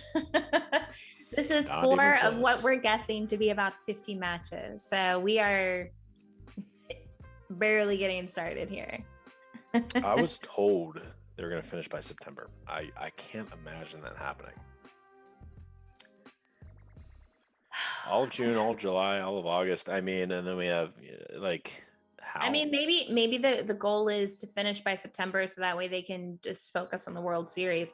I understand why they want to finish, and maybe they've figured out the math that's what it'll take, and maybe that's why they're choosing to do 2-hour sessions versus 4-hour sessions, because it does seem a little heavier to. If they do that though, they have to be so consistently. Their life has to be poker. Of course that's going to be natural for Landon, but if they're playing, let's say they play 50 out of the next 3 months, 50 days out of the next 3 months, and every day is going to be a study day, that's a lot. I mean, you would think they'd want to separate, this match goes on until borderline the end of the year, I would think, because then of course WSOP is going to be happening. They're not going to play during WSOP. If I had to guess, maybe they will, but I doubt it. Be done by the end of summer. What you want to do and what you do are going to be two different things, I think. I mean, sure, it's easy to say, I want to be done with 20,000 hands, but it's 20,000 hands of heads up poker. That's a lot. Yeah, it's hard to. It's I guess not hard. It's definitely easy to overestimate the amount of work that it takes to play this level of heads up for this long. under the parameters that they've set, it's easy to be like, yeah, okay, we can do this, and Yeah. to speculate that it's a lot less daunting than it actually is. And then once you're in the thick of it, you're like, oh shit, this is a lot. You can't. Yeah, I mean, you can't slip, right? I mean, if you're gonna play, you have to bring it. See a bet by Landon on the left table after stabbing flop. Goes check, check, turn, I believe, or maybe we went check, check, flop. Let me see the call from Bill, and yeah, top pair, blocking straights. Yeah, nice hand. And I wonder if Landon went kind of thin there with an 8x. I definitely think you can. Yeah, seemed very reasonable. And Bill up 37,000. I don't think that's factoring in that hand, so probably a little over 40,000. Quite an even match so far, to be honest. After 1,500 hands, I thought one guy would be up, one person would be up 4 or 5 buy-ins, and we see the trip nines, Landon getting that 10K pot back. Landon has got some chips on the right there after that backdoor flush. He's just chipping away there. Are they playing 2 tables throughout? From what I understand, yes. I highly doubt they're going to go. Okay, stats are updated on the spot. Bill is up 44,000. So he did lose a little bit from those previous 47,000 and losing 4,000 more. I lost my train of thought there. Are they playing 2 tables throughout? From what I understand, yes. I'm sure. I think 3 tables would be a lot to play. You start to get in that 3-4 table territory. Oh boy. I mean, yeah, and you have to remember that both of these players, I think, primarily are live players, right? The action's a lot different live. You're used to playing like one hand at a time. I mean, at least that's the experience that, we've seen Landon play a lot of live. Like, obviously he plays online, but we've seen him play a lot of live and have some live scores. So, you play 12 hours all day to play one tournament if it's a one-day tournament, versus the amount of tournaments you can play in 12 hours online. The amount of hands you see online is exponentially more. 4-bet and by live. Mr. Perkins here. The one thing I did notice in the first 2 matches was when Bill got 4-bet, that man put in the 5th bet and said, let's test it. And we see a call from the young Tice monotone board. We're going to see a lot of bets here from Bill. If you see a lot of bets, so then he's going to bet a little smaller. So like third pot here, quarter pot. He's going to be betting something like in between 20 and 30 with an emphasis on something like 20. Monotone boards, paired boards, generally they play the same. 20% is going to be the optimal strategy here, regardless of it being a 4-bet pot. That's just kind of how it plays out. And the thing is, Landon just whiffs here quite a bit. I mean, he has hands like 8-9 suited that has to, 7-5 suited, 7-6 suited, 6-8 suited. And then, of course, a lot of the times he's going to flop a flush or he's going to flop 8 high, right? Are we surprised by this double check by Bill here after 4-betting pre? Is this a hand perhaps? What kind of hand is this? Is this like you can have some kings, queens, jacks. I never really asked. He never has 10s with this line, but kings, queens, jacks, some ace-x, some weak ace-x, and he does have the jacks with the jack of hearts. I'm surprised don't bet on the turn, especially having the jack of hearts. I like the check. I think letting Landon turn his worst hands into a bluff on river. I think it's good. He would just have a snap call on river and be pretty happy with it. But I think he played that well. Of course, he can just go for a small bet on flop, but then you're just getting in some weird territories if Landon never check raises. But I don't think Landon's going to have too many check raises there. But Landon does flat hands like ace jack off plus. I believe that's the range. I don't think ace 10 off. Are you ever just trying to get some thin value on the river? Obviously, like if your game plan is that you don't want to bet fold, but if you're Bill with the jacks there, like you hate bet folding there, right? So like if the plan is betting, are you bet calling, or like what's the game plan? Probably, and I guess if you're not sure, all in. Check back. Okay. Wow. Yeah, I would have to. That's interesting. because it's just really hard for Landon to find a lot of calls, and his calls are going to be like 10-9 suited, stuff like that. So it's just not that many combos um, that we get to river with. I mean, but if you do bet, I think you have to bet call for the most part. At least, a lot. I think you have to bet call. It's weird, but I believe the correct line is check down. I could be absolutely completely wrong about that one, but I think it'd be a little bit thin, as there's very few hands that call that are worse. I've been calling it anorexic value when I know that I'm like, oh, this goes way beyond thin value. This is anorexic value. Yeah, the problem is when we start going for thin value with the weakest portion of our range, we open ourselves up to being check raised at a very high frequency. And if Bill doesn't call with the appropriate frequencies, if he doesn't decide that, okay, I have jacks, I block the ace jack, I have a heart, blocking some of the queen jack suited, stuff like that, king jack hearts type of hands, if he doesn't know that what frequency he has to bet call, then I think a check is going to be a more optimal line for Bill. As the more advanced stuff, the bet call river thin value stuff, it's a tough one. I mean, it's a tough strategy, but it's I guess then it just goes into the bucket of you have to just make a decision in that moment. Like, what are you doing? Like, what's the plan? If you're deciding to go for thin value, are you clicking? Is this going to be a bet call no matter what? Because if not, then it just has to go into the check back because you have so much showdown. You have to know what you're doing. I mean, you have to know what you're doing on the river when you bet. And if you don't know the answer to you shouldn't be betting. why you're betting on river, and if what you're going to do to a check raise, then don't bet.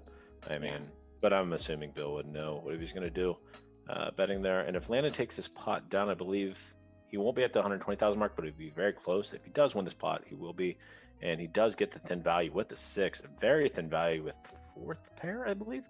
Very nice value bet. And we're going to see a reset of stacks here. Next hand, I guess, unless he has a hand. Itchy Balls, what a great name. When is the ticket drawn? So we're drawing a ticket every hour. So you got about 17 minutes. Yeah.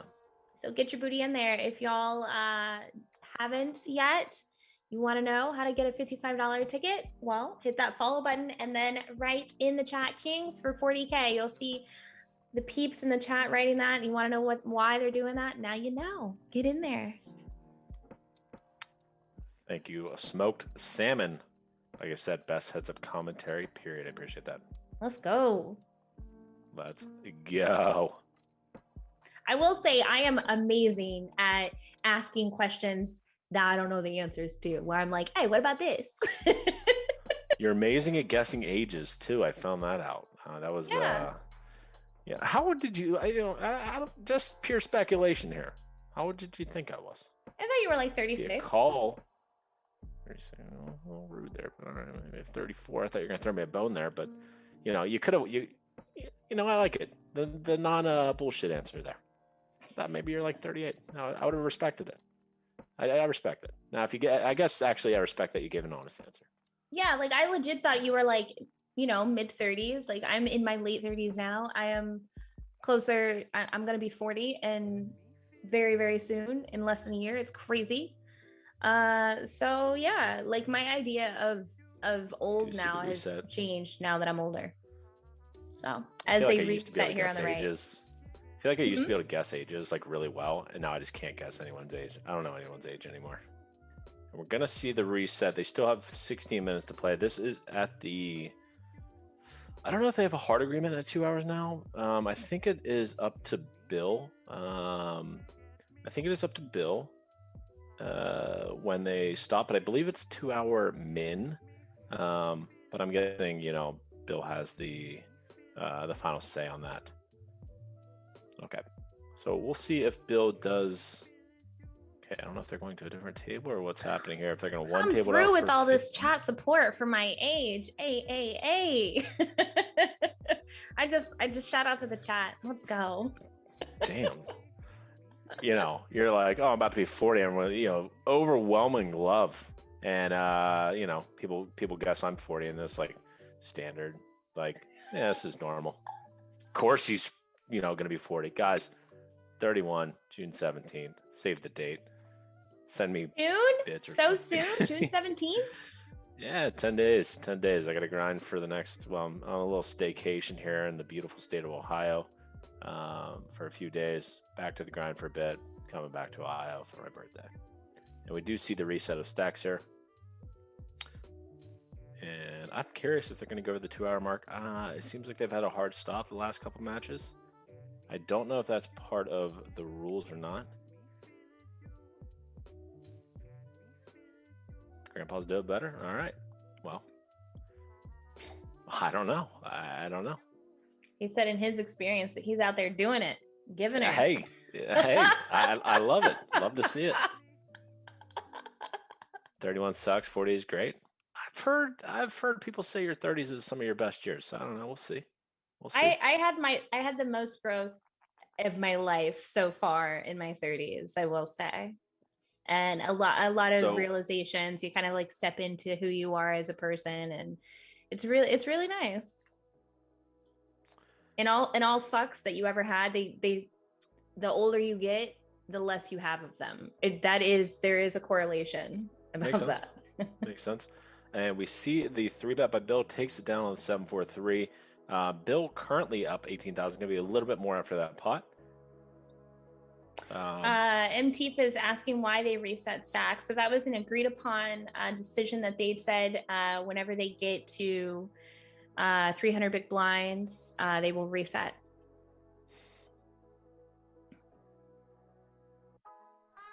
If you like your 30s, you absolutely love your 40s. Fair enough. Yes. Let's get there. Let's hold. All right, we see a 3-bet from Mr. Landon, and he goes for the 30% on flop here. King 7-4. He's going to have hands like 5-8 suited, 5-6 suited. A lot of King X in range. I mean, he can have hands like King 6 suited as well, at a lower frequency, of course. King Queen, King Jack plus. Both players can have 5-6 suited in range. Bill going to have a little bit more sets here, having 4s and 3s. And we see the 40% pot by Bill on the left table. This is a card I wouldn't really expect Landon to be check folding that often, to be honest. It's somewhat of an interesting spot because a lot of Landon's like 5x, 6x are always going to be bluffing. So once he checks, it's not going to be too many like ace high type of fans because I don't think he's going to be betting all of those on flop. Mm-hmm. And 24,000 in the river. What will Bill do here on the 7 river? Landon has all 7x. I'm looking for a jam here. I want a jam. Check. Bill does take it down with a King X. Landon probably with a second pair type of hand.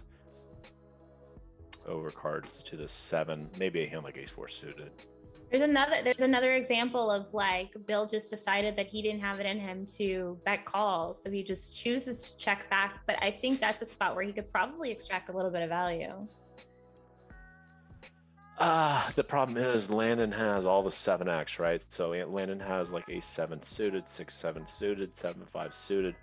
It sucks because you can get check raised. Now Bill's not going to be betting 7x on the turn very often, so the nut range advantage is going to be going to Landon for the most part on river. I'd have to assume. He's going to be trapping some 5-6 as well on turn, but probably not as often. But we're only talking about 4 combos of 5-6, right? Where versus all the other 7x combos, there's a lot of 7x combos in range that Bill just simply doesn't have by betting 40% on turn. It doesn't really make a whole lot of sense to bet 7x on turn. It doesn't really accomplish anything. A quote-unquote protection bet or somewhat mergy bet is an old school mentality. It's not really a thing anymore. Triple range merge. I don't know if you guys are old enough for that one, but or been in the poker scene long enough for the triple range merge. But that was quite dumb. That was back when people were just guessing. Oh my gosh, I was the best at guessing. And Bill extending his lead here, taking down another 11,000 left pot with second pair.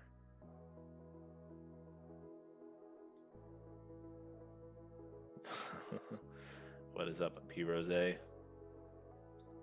Gang, gang, gang. P Rose, hello, hello. And we see the big check raise by Tice. 4x check raise on the 8 turn. Once again, both players have the 4, 5, 9, 10 combos in the range. And we see a shove by Bill, leaving a whole $1.60 back. You know, maybe folds if shoved on and wants to save the $1.60. Why does he do that? Can somebody, do you have a non-merging community attack him? Like, why do you leave a $1.60 back? I just want to know, I just want to know. Big pot. No, there. it's So interesting now because now I've picked up on at least 2 different check raise sizing from Landon on the turn. I've seen him do a 10x check raise sizing, and then that one was at a 3 or 4x. I believe it was a 3x. 4x. 4x. Okay. 3K, yeah. 3K, 12K shove. Oh yeah, there it was. 3K, 12K. So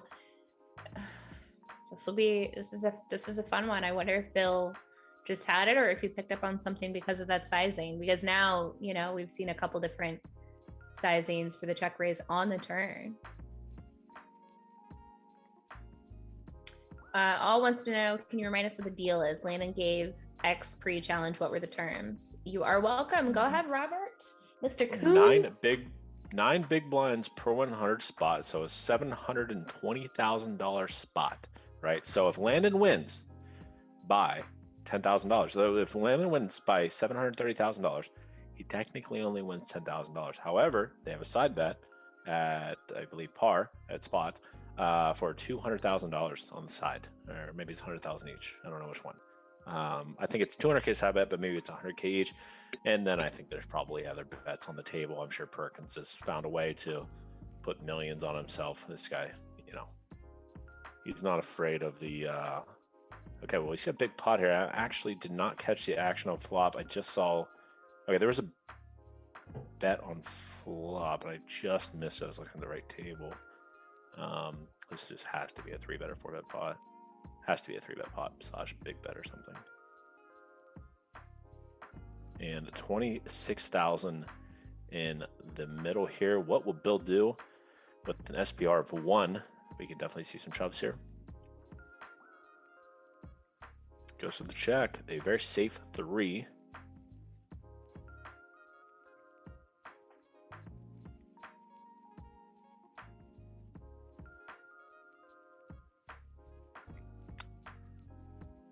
And let's see. Will we see some fireworks on the river and see the 75K pot? Oh boy. Fireworks. Tice is putting him in a spot. Bill, what does he do with a hand like Jack 10? What does he do? I mean, he's going to call Queen X, right? But what is his worth? What is his best bluff catcher here? So I guess a hand like 10-9 is going to be okay. Unblocking some hands is pretty good here. Hey chat, what's the worst hand you're calling with here if you're Bill? Well, Bill is in the tank. We'll give a chance for the chat pros to be the pro. Be pro chatters. Come on. Bill folds. Jack potentially 10. we can get a.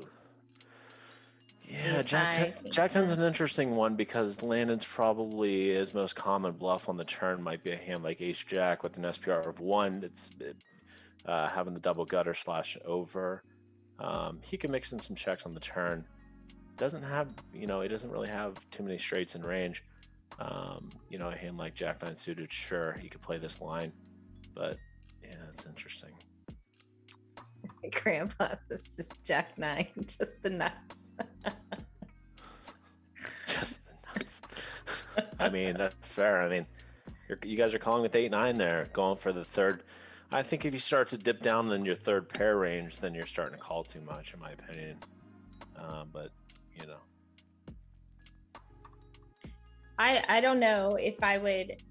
I have this thing where I make these really irrational decisions because I'm just like, fuck it, no, and I decide I like call super light in some spots, and then I just always remember the times that I'm right, and it's confirmation bias studying is and unpacking that, like, okay, I need to nail down ranges, and it is just the evolution of but I know that I my fuck it button works perfectly. It probably works too well. 3-bet pot, big bet by Landon on the 4-4 deuce, takes it down. Yeah, I mean, that's the problem. I mean, that's the poker player's fallacy, right? They could be running hot and playing really, really bad. And their confirmation bias of, a lot of people go through this throughout their career. Like, oh, why am I'm studying so much more, but I'm fucking losing. It's like, okay, well, variance is a thing that happens, right? Yeah. Your net EV is going to be higher in the long run because you're studying, but just because you won a few tournaments or won X amount of money and by playing like shit doesn't matter. You got to have it down. It's 2021. It's without studying and without you're not going to really talk to any high stakes regs that are earning 300,000 plus a year or whatever it is, that aren't putting in a lot of work off the felt. Yeah. All right, y'all, we have just a few minutes left before we give away our next $55 ticket. So make sure you hit that follow button. It's over there somewhere. Over there, you tap that heart. We're just going to point both fingers down this way. Tap the heart and then type in the chat Kings for 40K. 4 minutes left to win the $55 ticket because I want one of you guys to win the tournament. I mean, you win the ticket. How great is that? You win. Let's just assume you have no bankroll. $0 in your ACR account. You got one $55 ticket. You win the 40K for 10,000. What a spin up. Nice little bankroll booster there. Yeah. And, yeah. And only at ACR, baby. Parlay into real money, honey.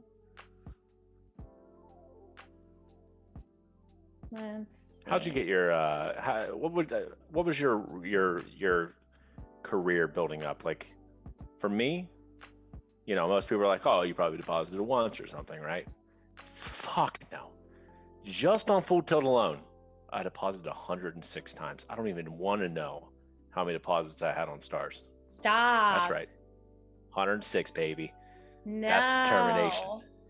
So my journey is so crazy, actually. So because I started playing live, I just thought that like playing online was just something that was just like, oh, I didn't really take it seriously. I didn't treat it like it was like chips in hand, money in hand. I was just like, oh, okay, whatever. I did a few deposits. And then when I got some really amazing backers, Stu Patterson, he was an old school Full Tilt pro, and Matt Waxman, and they were my live backers, and they really were like, okay, start taking online seriously, start playing.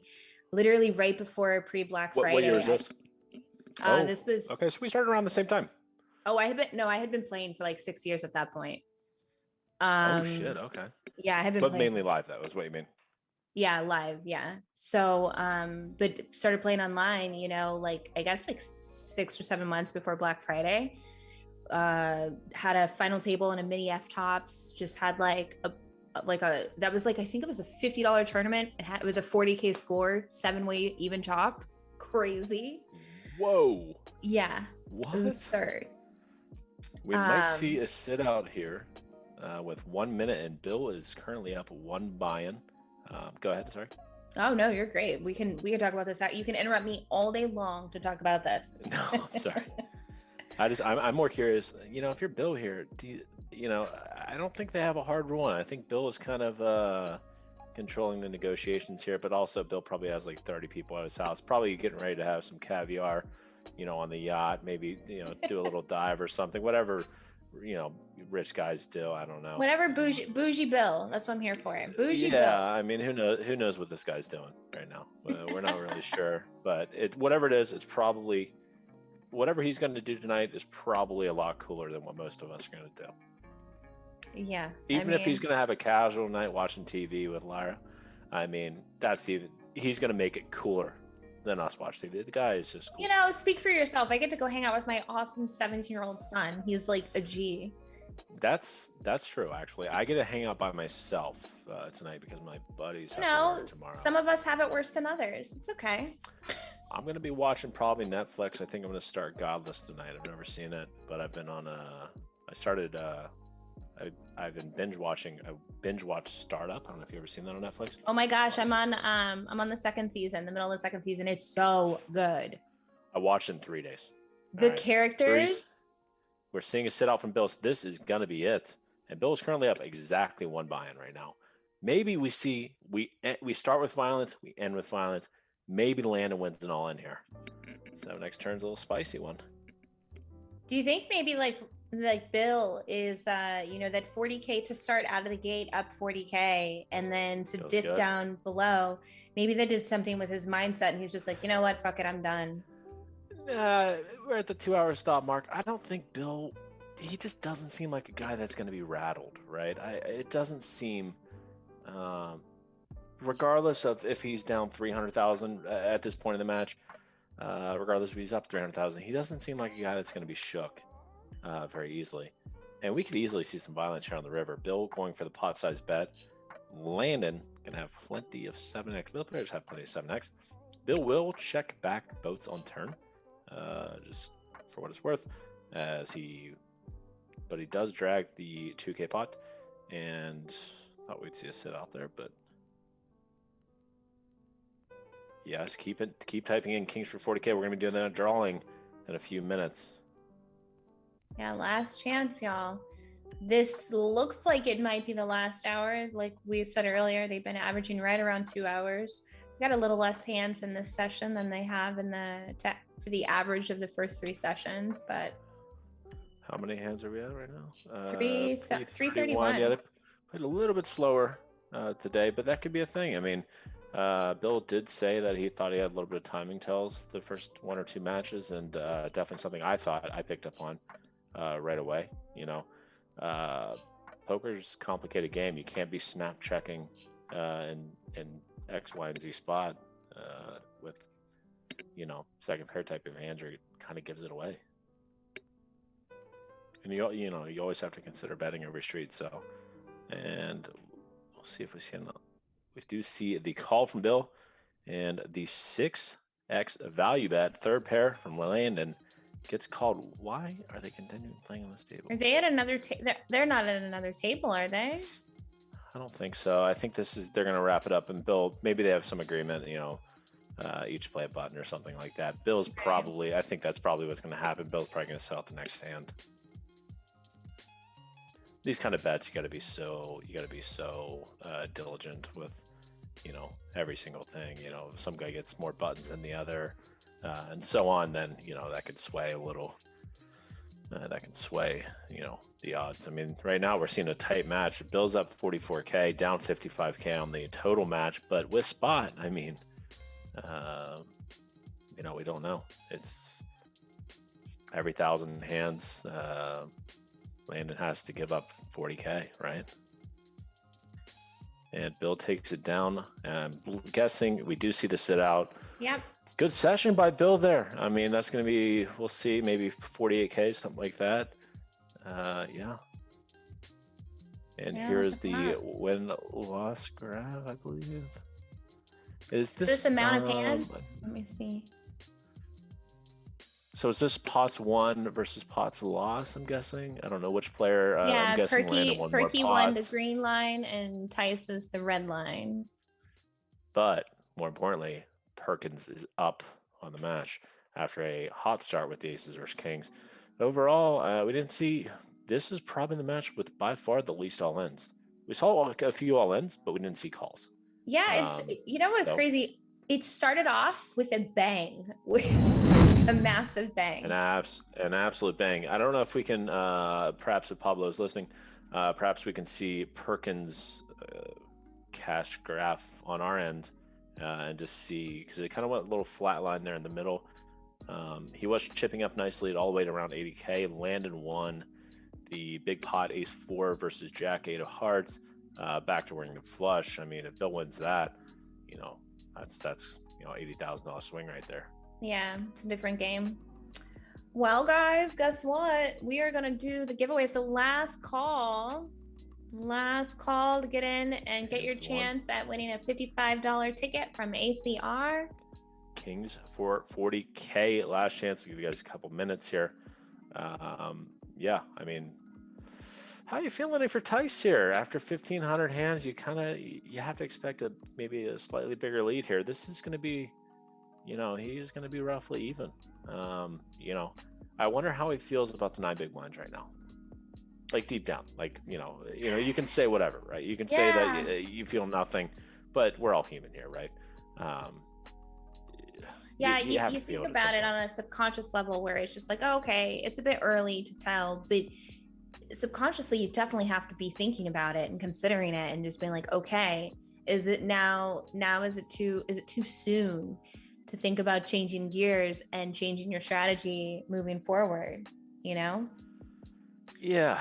I mean, like I said, I think the biggest indicator, like if I'm Landon, right, my game strategy would be we're going to play optimally. We're just going to go in with a theory-based game.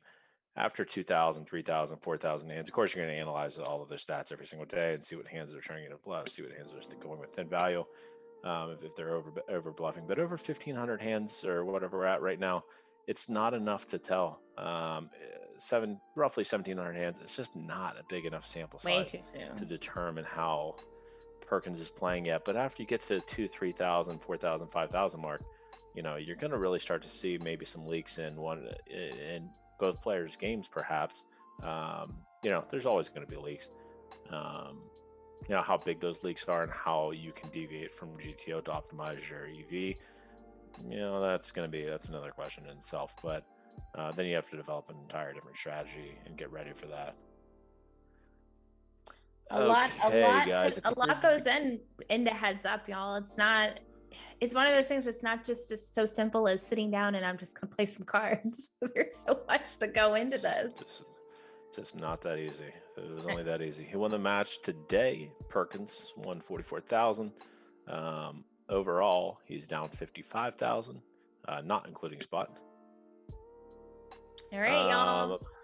We are gonna do this giveaway now because as much as we love talking to y'all and watching these flames and the smoke on the stream, I think you've got Netflix to get to, don't you, Mr. Coon? I think so, but you know what? I've watched so much TV lately. Like I said, I watched Yellowstone followed by Startup, and that was a lot. I'm one of those guys that I'm a binge guy. I just go right into it. And there's only like 7 episodes. I can see myself up to 8 a.m. Watching that. So I don't know if I'm going to start it or not, but I got nothing else to do. Hey, sit back, have a few Miller Lights. Casual. All right. Drum roll. We are going to roll in 3, 2, 1. The winner is.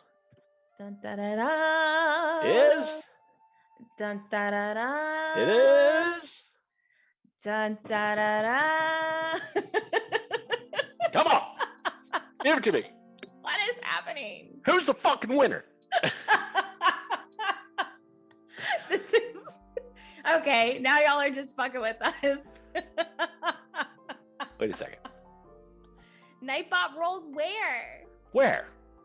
Am I blind? Where? Well, the answer is yes. Oh, Spaculadatus. Congratulations. Spaculadatus, I'm sorry. We didn't see that. Bad eyes, terrible contacts. How did we both miss it while we're looking for the chat? I was dead ass staring. Dead ass staring. Those are our 38-year-old eyeballs. I actually have like the eyes of a 7-year-old. I used to have glaucoma, so yeah, it's bad. I'm like squinting with contacts in. Okay, I think that is going to wrap it up. Miss Ebony Kenny, it was an absolute pleasure. Thank you so much for hopping on. Guys, we don't know when the next match is. We don't know who the next commentators are, but it's it's going to be 2 ACR pros. Whoever it is, it doesn't matter who it is. It's going to be fucking awesome. Anyway, guys, thank you so much for tuning in. Love y'all. I am out. Cheers, guys. Happy birthday. Happy early birthday to Fat Train.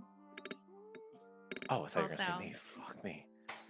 Wait, when's his birthday? Is it tomorrow? At midnight. Oh, okay. That's that's acceptable. I thought you were about this, man. I was like, 10 days early. That's fine. But okay, yeah. Happy birthday to the man behind the scenes and these badass graphics that I helped him on. The fire, all the replays, the man behind bringing up all the tables, the one and only Justin Kelly, Fat Train. Happy birthday. All right, guys, I'm going to get off here. Take it easy. Good night, everyone.